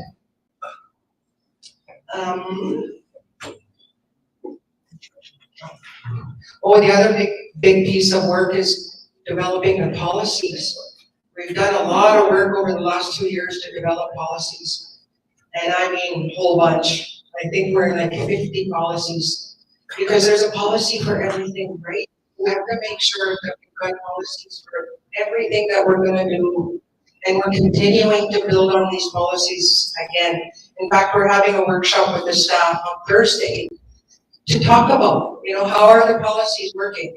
And what is it that we need to do different, or what more do we need to do? We're constantly evaluating and looking at what we're doing to make sure are we doing it right. And that's where we, I rely my team on council and on our elders. And all of you, I mean, some of you have called, and I really appreciate that. I want you to call, I want you to ask questions, because that's what this is about. This is about you. This is not just us. We now took over our finance. This is how important, how much work has been going on, because we had a lot of support from the nation's administration, and my hats off to them, because they took on our program with no qualms. They just, what do we do? What do we need to do? They helped us with recruitment. They helped us with all our finance. They helped us with public works. Like, it was endless what they got to help us out. But eventually, we got to break away, because we are a separate entity. So now we've got our own finance, and Teresa's done a lot of work with our CFO, Lyle, and with Wendell, to separate. So we now have control. We have our own bank account at Royal Bank, same bank as the nation. We have our own account. We're now getting into our own finance program, right? So it's called Sage Intact. So we've met with all of these different finance software programs to make sure that we can, we get a good one. And we also needed to make sure that we get one that's compatible with our case management system. And we've already got that going. So we've got a contract with a company called Red, and that'll be our case management system. So that's what's going to keep all the records, right? So all of these cases that we're going to get from the province, they're going to go into this system, and we're going to house them there. And then we'll be able to track all of this ourselves. This is our own database. Nobody else has access to it, just us. So that's another piece that was really a big deal that we had to make sure in place before we take over. I talked about the tendering stuff already. Okay, there we go. Any questions? Lori, go ahead. So when you're talking about the board coming up, is the board an appointed or an elected board? We are. It's an appointment from chief and council, right? So what we're doing is we're gathering the names, right? We're actually using the whole recruitment process. We have an actual poster where it's talking about, you know, what we're looking for. And so if you're interested, let us know. And then gather all the names, for everyone that's applied, that's, you know, putting their names. And then we bring it up to council, and then they're appointed from there.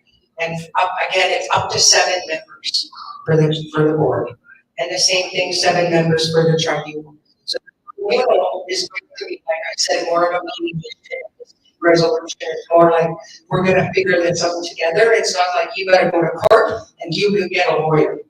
That's not how it is. That's not how we used to do it. We can do this ourselves. We just need nothing to do it, but we also need to have a system, a tribunal that's gonna help. And then the tribunal of your colleagues is gonna be, you know, people that understand what they're going through and are there to help. It's not about, like I said, it's not about blaming you. It's about supporting you. So you can get definitely, Lori. What type of training are they going to be required? So I have a couple questions in regards to the board. And will the board be having to take other required training? And are they capable of it? And is this board going to consist of men and women? Yes. We actually have a bit of a criteria set up already of the board. And that's, we wanted to have elder, right? An elder, and then people that bring lived experience to it, right? So if there's a social worker, it'd be great to have a social worker. If there's a business person from the res, great to have a business person. You want to try to have as many of the different types of backgrounds as you can on the board. And yes, there will be more governance training. There'll be training on our law and any other training around mediation. We will make sure that that board is equipped with whatever that they need. If they're not bringing it to the table already, that we're going to ensure that they have what they need to be, you know, effective board members. Because they're the ones that are going to be actualizing our law, right? They report to the IGB, which is our chief and council. So the chief and council will appoint the board, and then underneath the board is Pam, right? So Pam reports to the board. So, and yes, men and women. And we even want a young person also. You know, I think they do have to be represented on the board. So we looked at all of that. I thought it was really important to make sure that we're bringing in, our board is coming with a lot of different expertise. Yeah. Go ahead. The government changes, every government changes. The change comes for them too. And I think every politician knows that their time in office is only about 4 years old, or 4 years. Will this family services stay the course, even if the federal government changes and or our chief and council changes and Alberta government changes? Will CFS stay the course? Good, Jim. And the answer is a big yes. Whatever happens, we have our law. It's passed, we passed it. So what we have to do is ensure that we have adequate money, the funding to do what we need to do. Right, and I'll get into that a little bit more here as we go into the presentation. Because right now it's all about getting this coordination agreement signed so that the monies can flow. And then it doesn't matter what government, which government. We know Liberals probably gone. We know Trump probably going to do it. Right, it's all over the news. But it doesn't matter. We are still going to keep doing what we're doing. It does not change it. just have one last question. I don't know if it's directed to you or to the chief and council in regards to the AFN of the 46 billion, 47 billion. That 47 billion is for the next 10 years. What is going to happen to this organization after 10 years, once the money is all gone? What is going to happen to our children in 10 years? In 10 years, I am going to be 65 years old, and a lot of our kids and our grandkids in 10 years, a lot of you guys that are sitting here right now on the board are gonna be how old, and they're gonna be that CKAM. In 10 years, we've spent 40-some billion or $1 million, but what have you guys have in place for the kids? You got some really good questions, Lauren. When it first happened, and I'm gonna give it to Chief. That $47 million was not for us. That was for the DFNAs, because they've always been underfunded, and that's where that whole discrimination class action lawsuit came from. So the only time it would have, because it wasn't passed, but it will, it's coming back to the table, and it will get passed, but it just needs to look different, right? Where EFN does not get to be, the sole leader in it. But the only time it would impact us is if there was new monies in that pot of money that we already didn't get, because we're on a different road. We're, exercising our inherent right over here. So that money is over there. But if there's monies over there that we didn't get over here in our money, in our ask, then we get that money too, right? And that's built in our coordination agreement. Any new monies that happens by government after the fact, after we sign our coordination agreement, we get access. And it's very black and white. Because we gotta make sure, right? We've gotta make sure we're not getting the short end of the deal here, right? But be really clear that whatever's happening over there does not affect us. We're on a totally different track, and we will continue this track. And hopefully there's more monies over there that we haven't tapped into, so we can get it too. But we made sure, and this is where, leadership and the team have been so helpful to make sure, like Caroline said too, we made sure we weren't gonna lose at the end of the day, right? And that's where leadership has really made it clear. Project lead, we make sure we're not, losing out. And we have done our best to not put ourselves in that situation.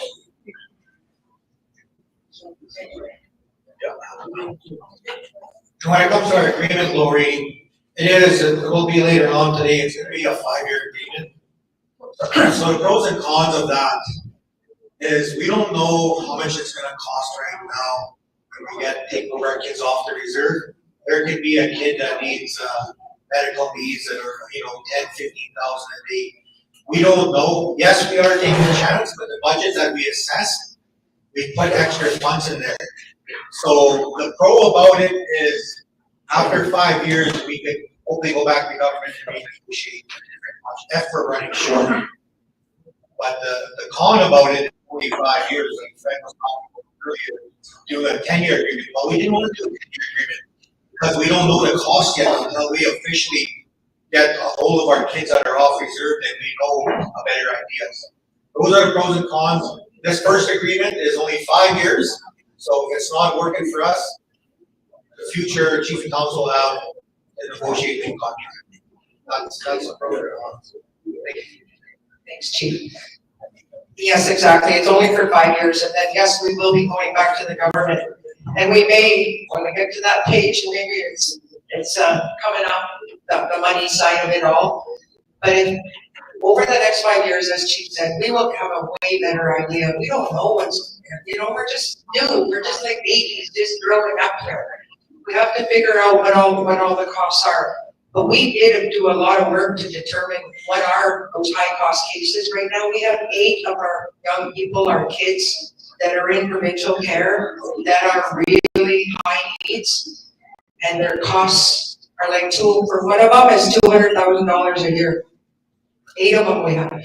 right? So we did do through that data working group, we found out about in that fiscal working group, we found out about these things and how much these things are costing right now. So we've done a lot of work making sure that the budget that you're gonna see here pretty quick is really encompassing everything that we can think of. And we padded it. Don't think we don't know. We've been, between all of us, there's over 70 years of government experience here. So we know the game.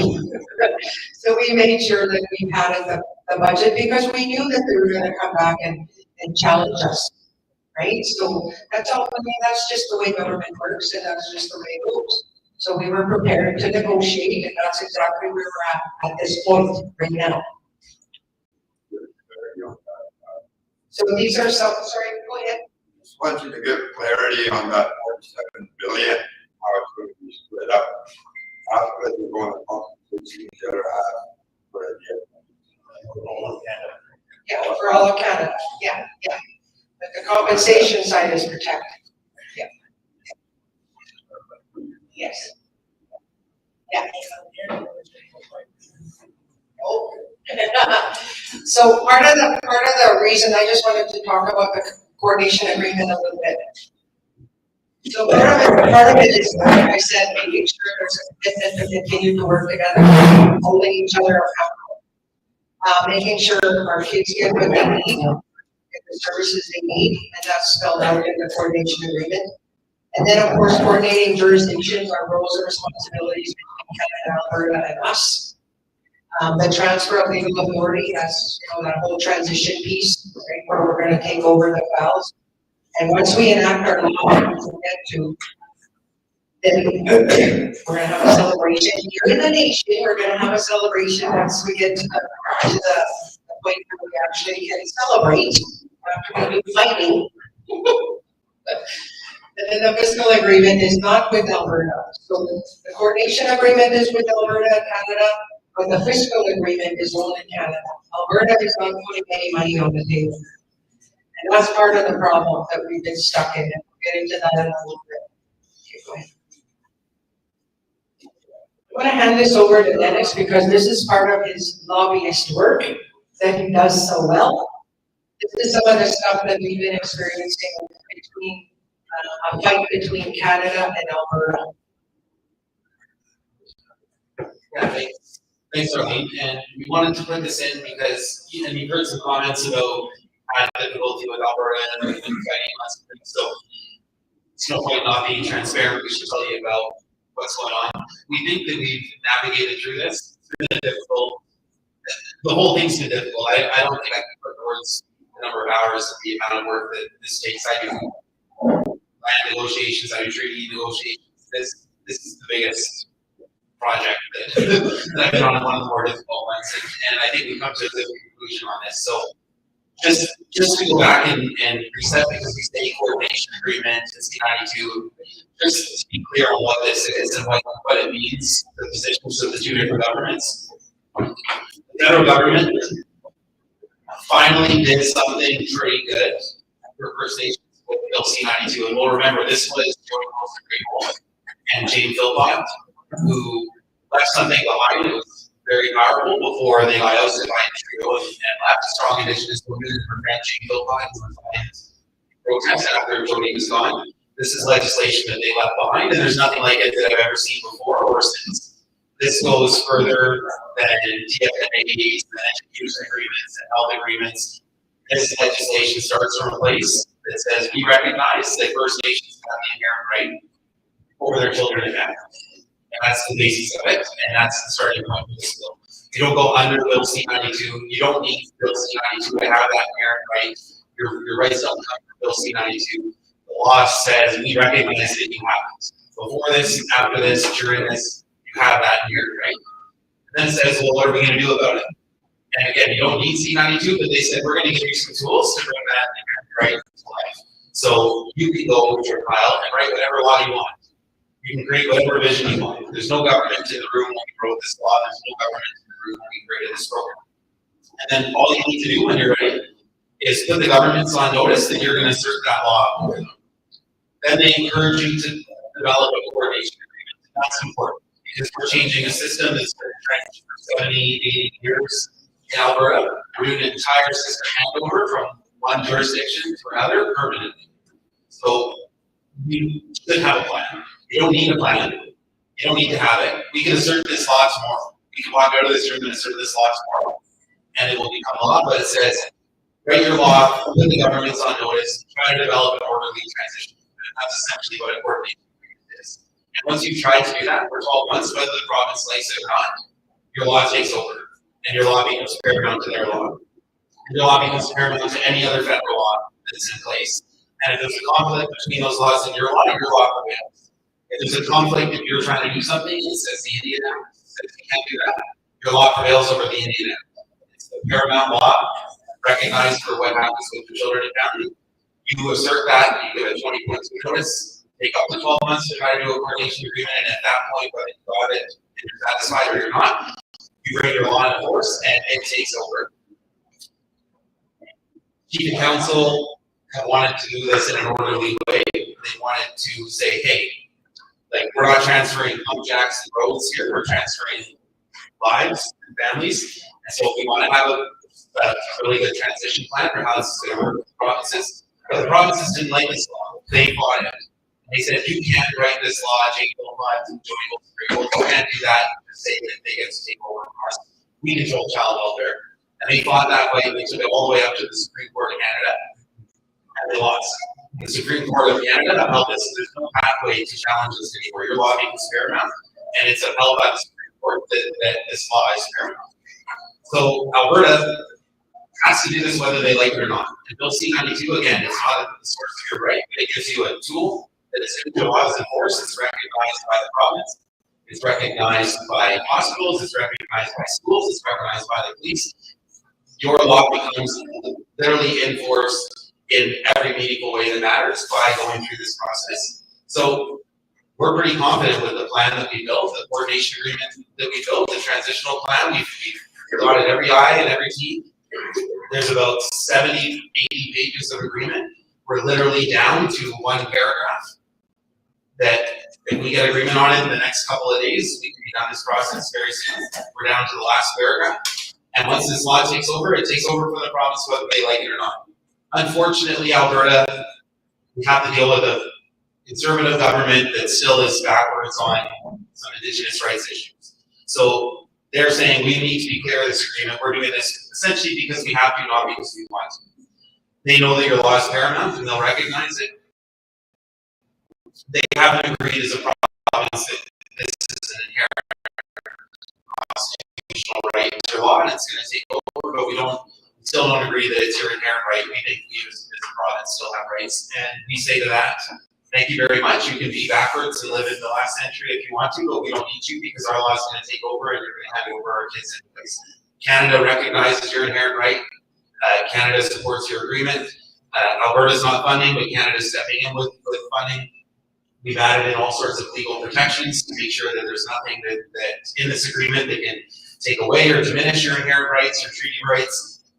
And we're adding, just to add a little bit of icing on the cake, we're going to be, before we sign, issuing a legal letter to Alberta just to make sure to say, hey, just to be clear, you don't agree we have an inherent right? We absolutely do, and we want this legally on the record. And if we ever go to court over that issue, our position is clearly asserted. So we've taken a strong position all across the board. It would be great if Alberta would do this for the right reasons and not because they have to. Unfortunately, they're doing it because they have to.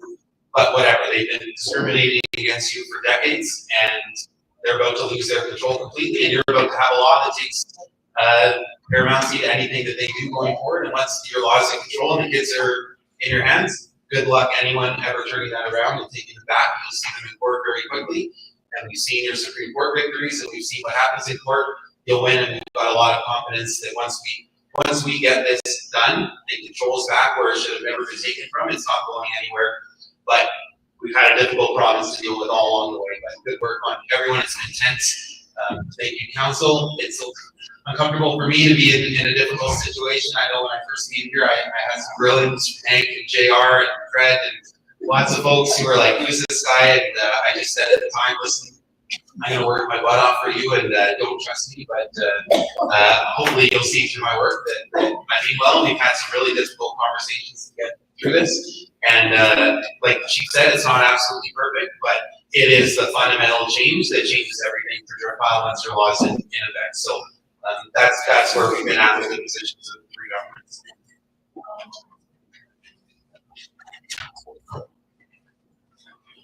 Any comments from leadership? No? Yep. Oh, great, okay.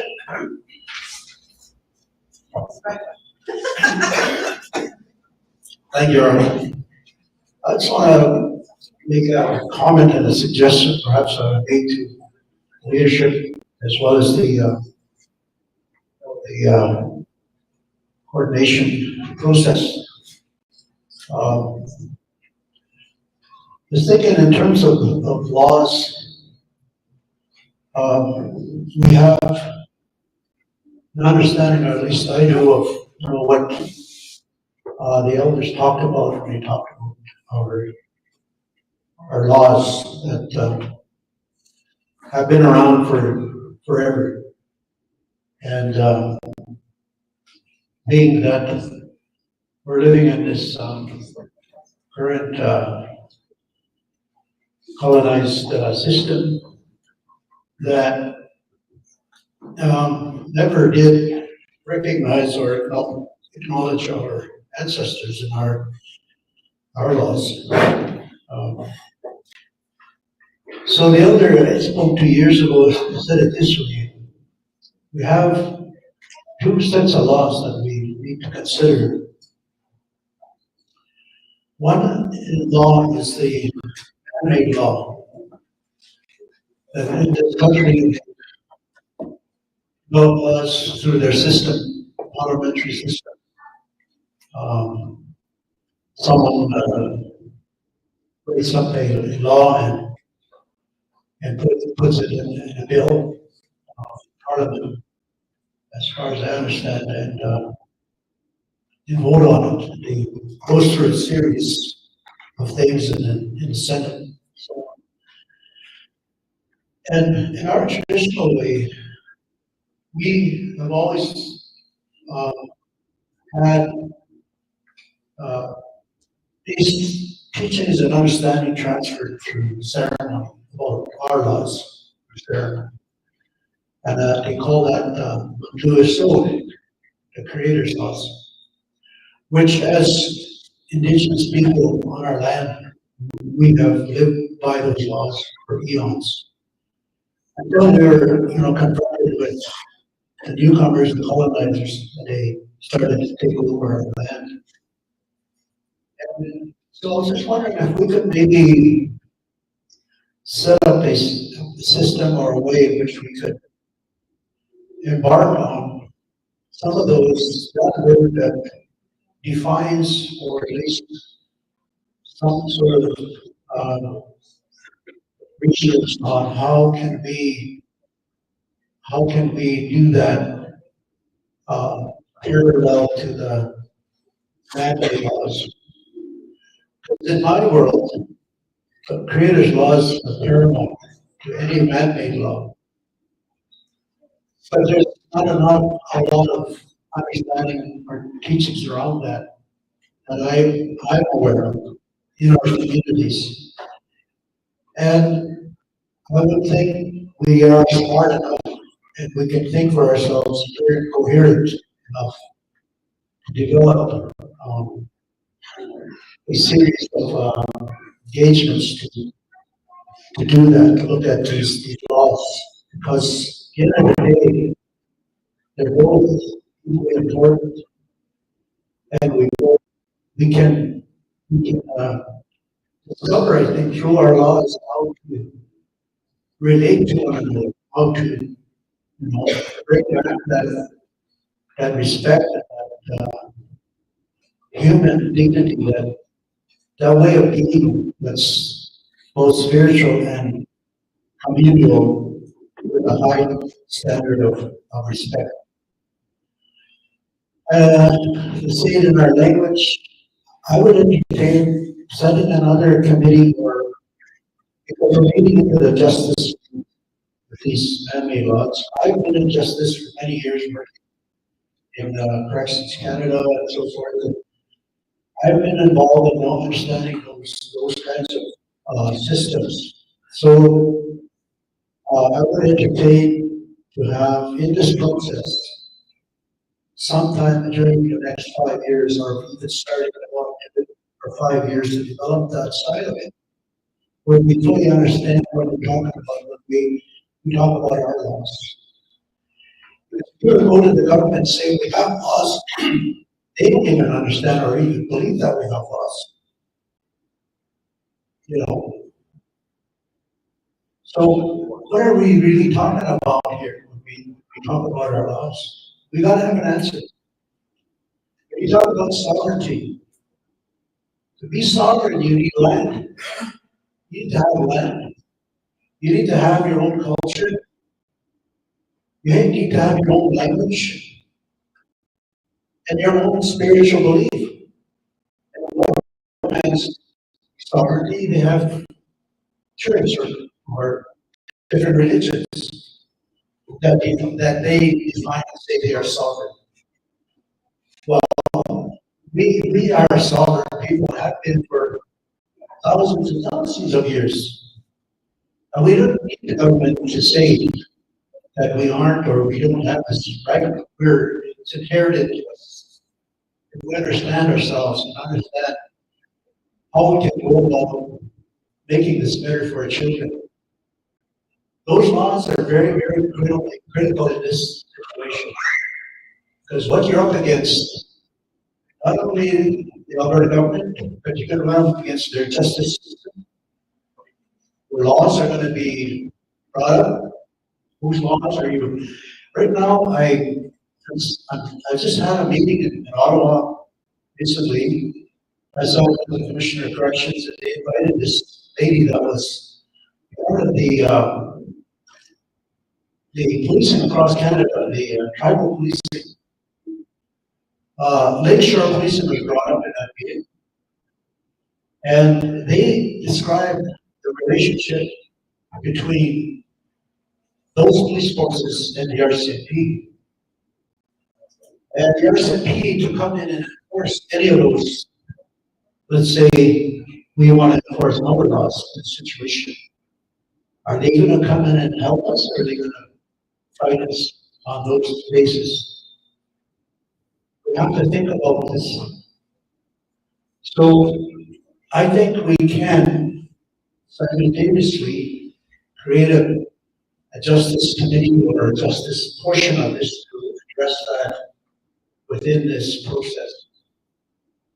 We're better served and we're better prepared for any situation that arises when it comes to our sovereignty, when it comes to our jurisdiction, when it comes to our treaty rights, et cetera, And, so what I discovered in that meeting was that lady was saying, basically, that these tribal police forces now are basically a proxy for the RCMP.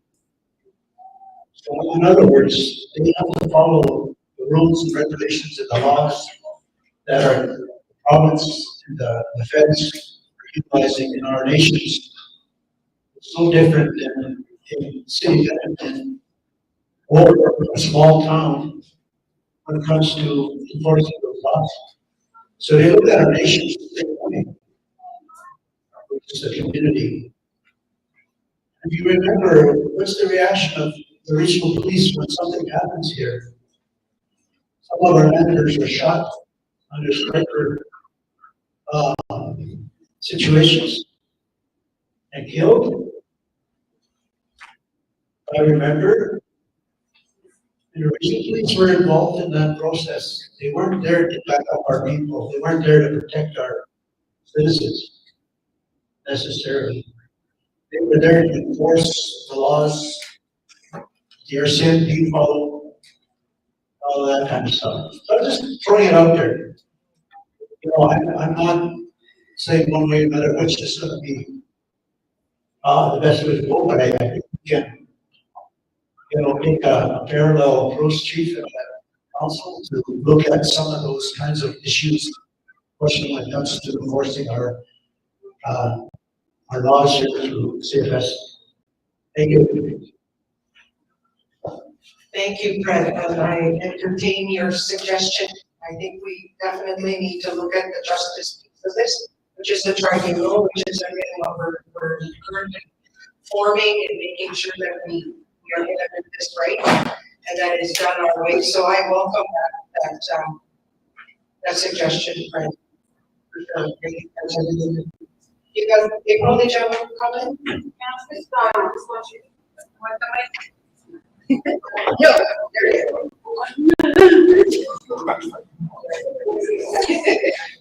Yeah, I just have a question about, I'm confused about, being incorporated under the provincial corporation law. Who is the directors? And what are the bylaws? Because I don't understand how you're gonna implement or inherit rights when they're gonna be bound by the corporation legislation. Okay, currently we have an interim board, and that's 3 of our council members. We got Bonnie, Stan, and Caroline, are the current interim board members. And the only reason why we had to, like I said earlier, chief and council didn't want to be a part of the board, but in order for us to actually incorporate, we needed to put somebody in there. Right? So we put Bonnie and Stan and Caroline. So federally, no, it was federally. Yeah, that was really important, Caroline, right? We made sure that it was federally incorporated, not provincially, right? So that was, we did a lot of discussion around that, making sure we were doing the right thing there. And what was the other piece of it? What were the bylaws and how are you gonna, inherit rights when inherit rights is sovereign as opposed to? The bylaws will be all in accordance or will be about the actual service delivery, right? So the bylaws will be the board of directors, these are your roles and responsibilities, right? It'll be the same kind of thing. There's a president, there's a secretary, I want to pass this over to Joey, who's very expert in boards. And she's actually going to be the one that's going to be leading a lot of the board governance training, because that's all she's done in her whole career. But it will all be based, the board will be responsible to ensure that the Kinosew Awasak Mikiwahp Children's Lodge is being delivered and implemented the way that we see it, that we wanted it to be. So they're the ones that are going to make sure that our law is being followed, right? And they're going to make sure that, that the programming is actually happening the way that is meeting the needs of the community. And community, you have a lot of say in this as well, right? So, kind of adding to that question, so our law, we have to say, what is the policy in place say I'm not happy with the service delivery? What's the process that I go through, like do I complain to the group, and how does that not conflict with the order and that how does that work? Like what are the policies, because you guys are separate now and we do everything from the back, so do you have your staffing policies, and is there random drug testing, the existing bad points that you broke away from? Yeah. We have our own HR policy, we'll have all our own policies, right, all the programs, so every program, post-majority prevention, band representative, which is our band designate, just call it band representative services. So 19,000 we were getting from Alberta for LMS position, right? So all of that we will be in charge of all of that. So on the governance, so we've got our Indigenous governing body, then we have the dispute resolution tribunal body, and then as well the board of governors, the board of directors. So the board of directors over Chief Kinosew Awasak Mikiwahp here. I So we have these different entities, plus we're going to have elders, advisory council, which, and elder, an elders council, which is separate than this, but everyone's going to have a role. So with these three entities, we'll have training on, what exactly are each of our roles and responsibilities clear, because we wear many hats. I could be a COCO, I could be a council member, I could be a school teacher, I could be involved if I was on the board of directors. I'm very clear that I might be saying, okay, CAM executive director, bring all the files. I want to see all the files of all the kids in here. You can't do that. There's privacy, confidentiality, our bylaws protect. So we have to be really clear who's doing what, and that we're not stepping on each other's toes, and that we're respecting each other's roles. So we have to really come up with clear training on the tribunal. So if you had a concern and say, my child is not getting a good service, and CKAM or the workers are doing a shitty job, then from there, then we try to mediate and deal with it internally. If we can, then we'll have our process where we say, we're not agreeing with this, what's going on, then we take it to our resolution tribunal. So where we mediation, arbitration, we're not hiring expensive lawyers going to court and fighting each other. Let's iron this out at these levels. This is our governance structure. And so I don't know if I've answered your question, but we still have a lot of work to do. But we can do it. We're leaders in all of Canada and in all of Treaty 8, Treaty 6, 7, and 8. KTC has theirs. We're advanced. Like, we're pioneers in all of this. And so, we have to really admire our chief council, our elders, all the prayers that we have from you, and each of our members, all of you who've been part of this entire process of the vision, our ancestors. They've been guiding us through all of this. It's our time. 1908, 1905, Alberta was born. 1909, Alberta Child Welfare Act. That's 115 years of colonization, taking our children and families, and no, that's enough now. So our governance structure, at the end of the day, we're designing our own governance structure. To our leadership of chief council, they've been so supportive that we get it right, and they're not going to be political interference in our child welfare program. They're going to be hands off and arm's length, and so each of our through our governance and board of directors, they have our bylaws. We're properly incorporated. We have liability insurance. And the IGP, anyway, I'm kind of all over the map, but just to say, I think we're going to get it right. I don't know if I answered your question, but sorry about that. So what do you use for a tracking measurement in terms of service delivery, right? So that with First Nations, not only ours, but other neighboring may have this issue of nepotism and, everyone's hiring your family and stuff like that. And so there are some families that get service and some don't. So what's your measurement tool to ensure that when this is implemented, that it's fair across the board, no matter what, and no matter who likes you? What's your measurement tool right now? Yeah, I think you've got two different topics. So around the recruitment, we have been using an outside company called Tenfold. And they're the ones that are just for now until we develop our own HR department. This is another one that we're trying to, we better remember that a lot of the things that we couldn't do was because we didn't have the funding yet. because we didn't actually implement inside the CA. So we were restricted to only focus on prevention, post-majority, and the bad. Those are the only 3 programs that we received funding for to date. So there's still a lot of work, April, like you're saying, and I love all these questions, April. This is important. So but we're gonna get there. It's already underway. We just have to now make it happen because we couldn't do it all at once because we weren't funded to do it all at once.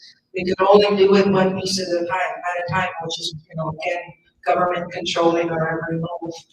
But we have all of this in our, we call it an operational readiness plan. And it basically identifies all of the things that we need to have in place to make sure that we are ready when we enact our law. And the nepotism is real. April, all of that's real stuff. And we have to make sure we have a quality assurance department. And basically that's where the monitoring, the evaluation, making sure we're always checking, are we on the right track? Are we doing what we're supposed to be doing? Are we meeting the needs of our people? Because if we're not, you need to let us know, right? We have to, and that's where the board comes in.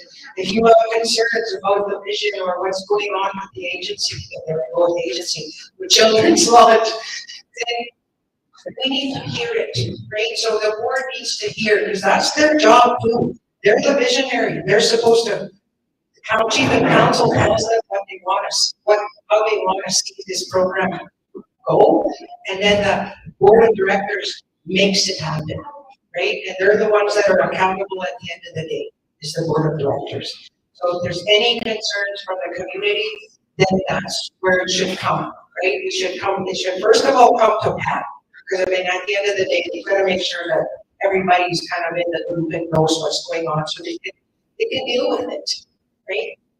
So yeah, there's a lot of things that we've got to be mindful of and to really try to be, and to be fair. It has to be based on their qualifications, has to be based on what they bring, right? So we've been doing a lot of that kind of stuff. They're not just hired just like that.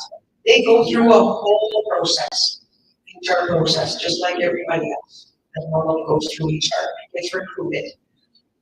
A little bit late on the module, could we go through this? Yeah, if I could just get to the big money part. So here's what we presented to the government. So we presented, this will be every year for the next 5 years.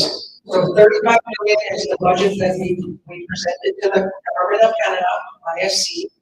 And it's for all of these things, right? Core services, protection, prevention, operations, and the First Nations representative, like I said, governance, dispute resolution, insurance, post-majority, administration, information technology, and information management. That's those systems I mentioned earlier. Our initial startup, there'll be some monies at the very beginning to take care of some of this stuff that we need to do, like you're talking about, April, right? So there'll be some monies that'll just basically get us all ready, and it'll be a one-time thing. Startup will go away after a couple of years.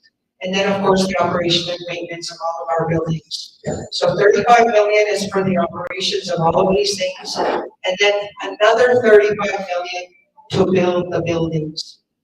And that's the capital funding. So this 35 million is every year for the next 5 years. That's what we presented. That's what we're negotiating on right now. And the 35 million is the capital stuff. So it's the buildings. So it's the main office that will be built across the road. It's the sub-office, and that I should tell you, we own an office in the city of Edmonton, you guys. Driftpile owns an office building. And that is going to be our off-reserve sub-office. Because a lot of our families and kids in care are in Edmonton. And that's a fact. We have all of their, we know now where they're at. So we just purchased a building for 2.35, we're just saying $2.3 million.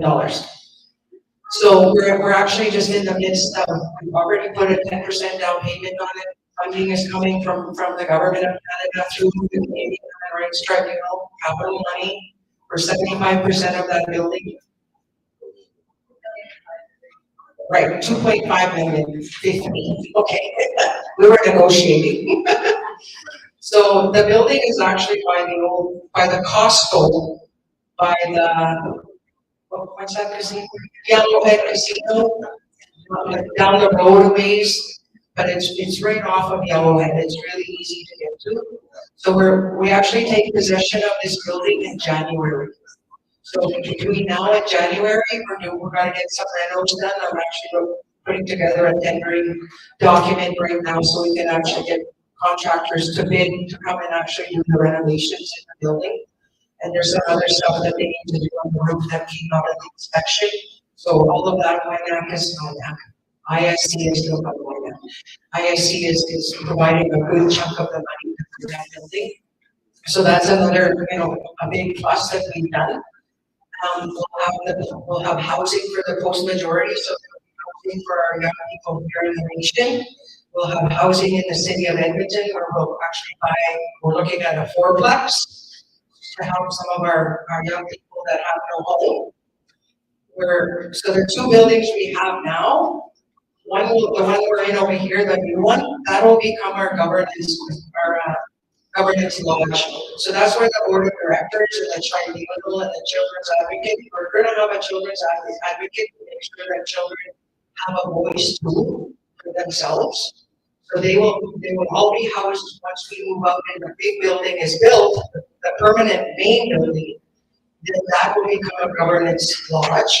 And the building that's by the social building, that's gonna become a family resource center.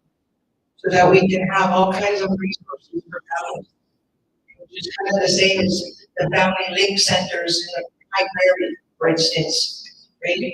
And we're also getting some money to help with the youth center, right? The youth center and giving them money so we can buy stuff to equip that youth center, right? So, apparatus, and climbing walls, and what is that?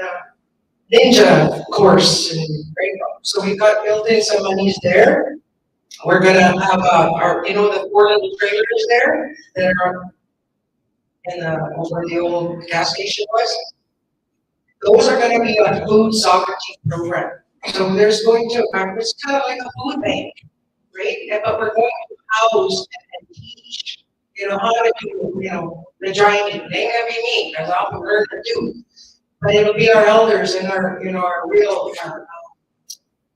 land-based teachings, right? We're gonna teach our young people how to do these things. And so that food poverty should never be a reason for our children to be taken away. So part of our programming is around addressing the poverty, because it's real. The cost of living right now is terrible. All of us are, really, seeing the big spike in all our foods. Never mind in a rural area, you guys are going to pay more. So those will be good. We're gonna have monies to help do some renovations at the powwow grounds. We want to create a ceremonial cultural space. Employee housing will also be in the nation. We haven't figured out exactly where that's going to go. But all of these buildings are going to happen in the next 2 to 3 years. Because they're going to have to be built. The big one is going to take the longest because that's where all the programs are going to end up being housed. Right? And so these 2 trailers are going to be what they call repurposed to something else, as I just said. So lots of work going on there. Yeah, and then I just want to close with thanking you all for coming and listening to us. But it's really, really important that we have an opportunity now, and if you could just share the news, like, if you want copies, please let us know. We've got some copies of this presentation. We just didn't know how many people were going to come. But there is some up here. If you want some, our office will get you a copy, and they'll get you a copy of the needs assessment or the service delivery model. Because those are 2 documents that you need to see. You need to read them and see that we're not going to do the same thing as Alberta has done. We're going to do it our way. And it's going to be with care and passion and understanding, because we've been too. We really have to start, you know, looking at our families and empowering them and lifting them up and helping them get to where they want to go. They know where they want to go. They won't get there. Instead of going around it.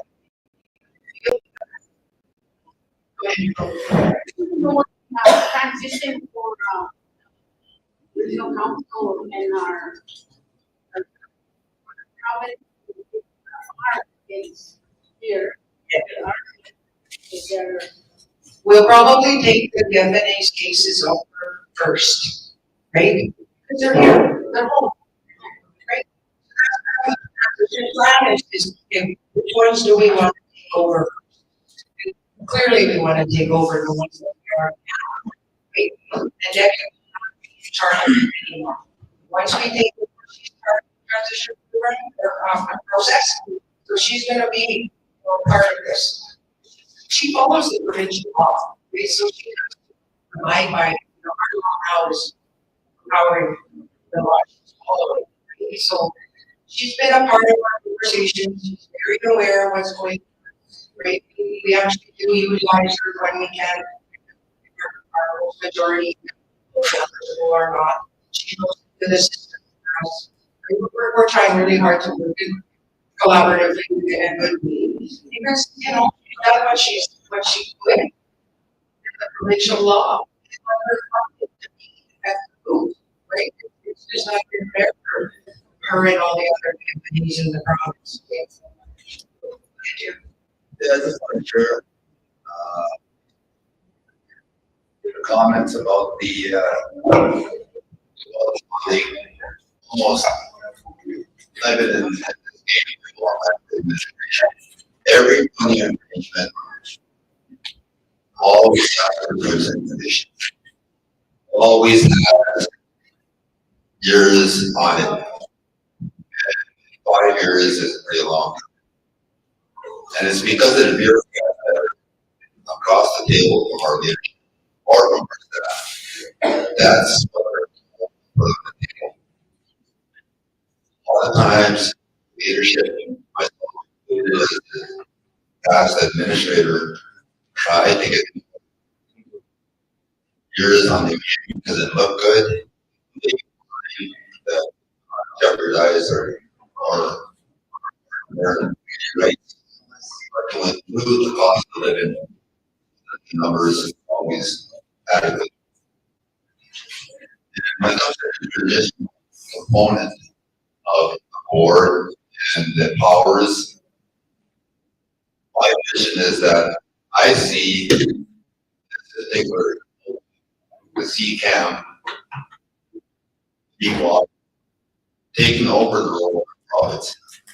So, I mean, COCOM's house will now approach the CKAM that they can get up in unit operations. And I see the opportunities that are laid out before us, for our young people, for us, to say to the young people, there's opportunities here that are okay. There's a lot of them, and that's what the 35 million and whatever numbers are up there are being negotiated and discussed to provide the employment for people in this particular field, right? Our daycare, our health centers getting constructed. Again, there's opportunities in that field where we're looking after our people. Again, there's all the terms and conditions that are all on there. So I thought I had my 2 cents because I've been there before where you present, and of course, it seems like as a presenter, you got the microphone, you're the target. You know, it's you. Well, no, I'm just relating information. So I just want to quickly add that one. And answer April, your other question. So if we kick in this by January, everything goes good. We did put a 12-month transition period for the officers and files because we're not ready yet to take on 70 files. What our plan is in the 12 months is try to say, okay, give me 5 files for now. And maybe a month. And eventually within the year, take over all 70 officers. But there is a transition plan in our plan here. So, for the officer. All right, any more questions, comments? All right, well, listen.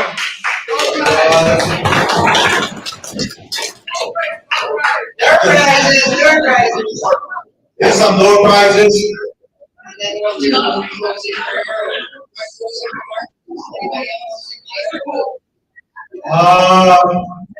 I kind of just hold off here for I just want to make sure that we're clear that you guys are supporting this. That's what we were kind of looking for in this meeting. It's not really a vote, but to give us a blessing to move forward if the government does agree to our terms in our financial plan. That's kind of what we're looking for from you as the community members to keep trucking forward. If everything does turn out good, you know, we are looking to sign by January. December. Are you guys okay? Maybe show of hands. You guys support the process? Or you guys want to come back or?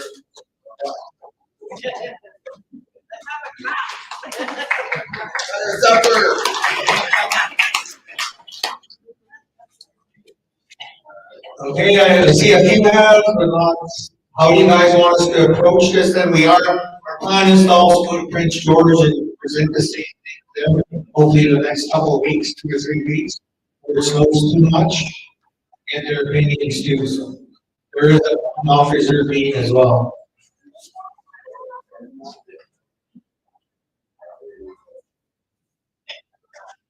Okay, I'll take that as a yes. I don't see nothing bad or hear nothing bad. Nobody's opposing.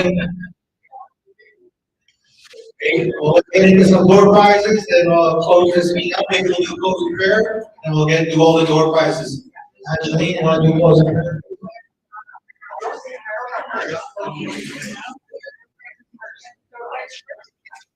No, we're going to do closing prayer.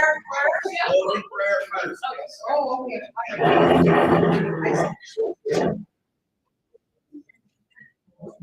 Creator, I ask for your guidance. Guide our people back home safely.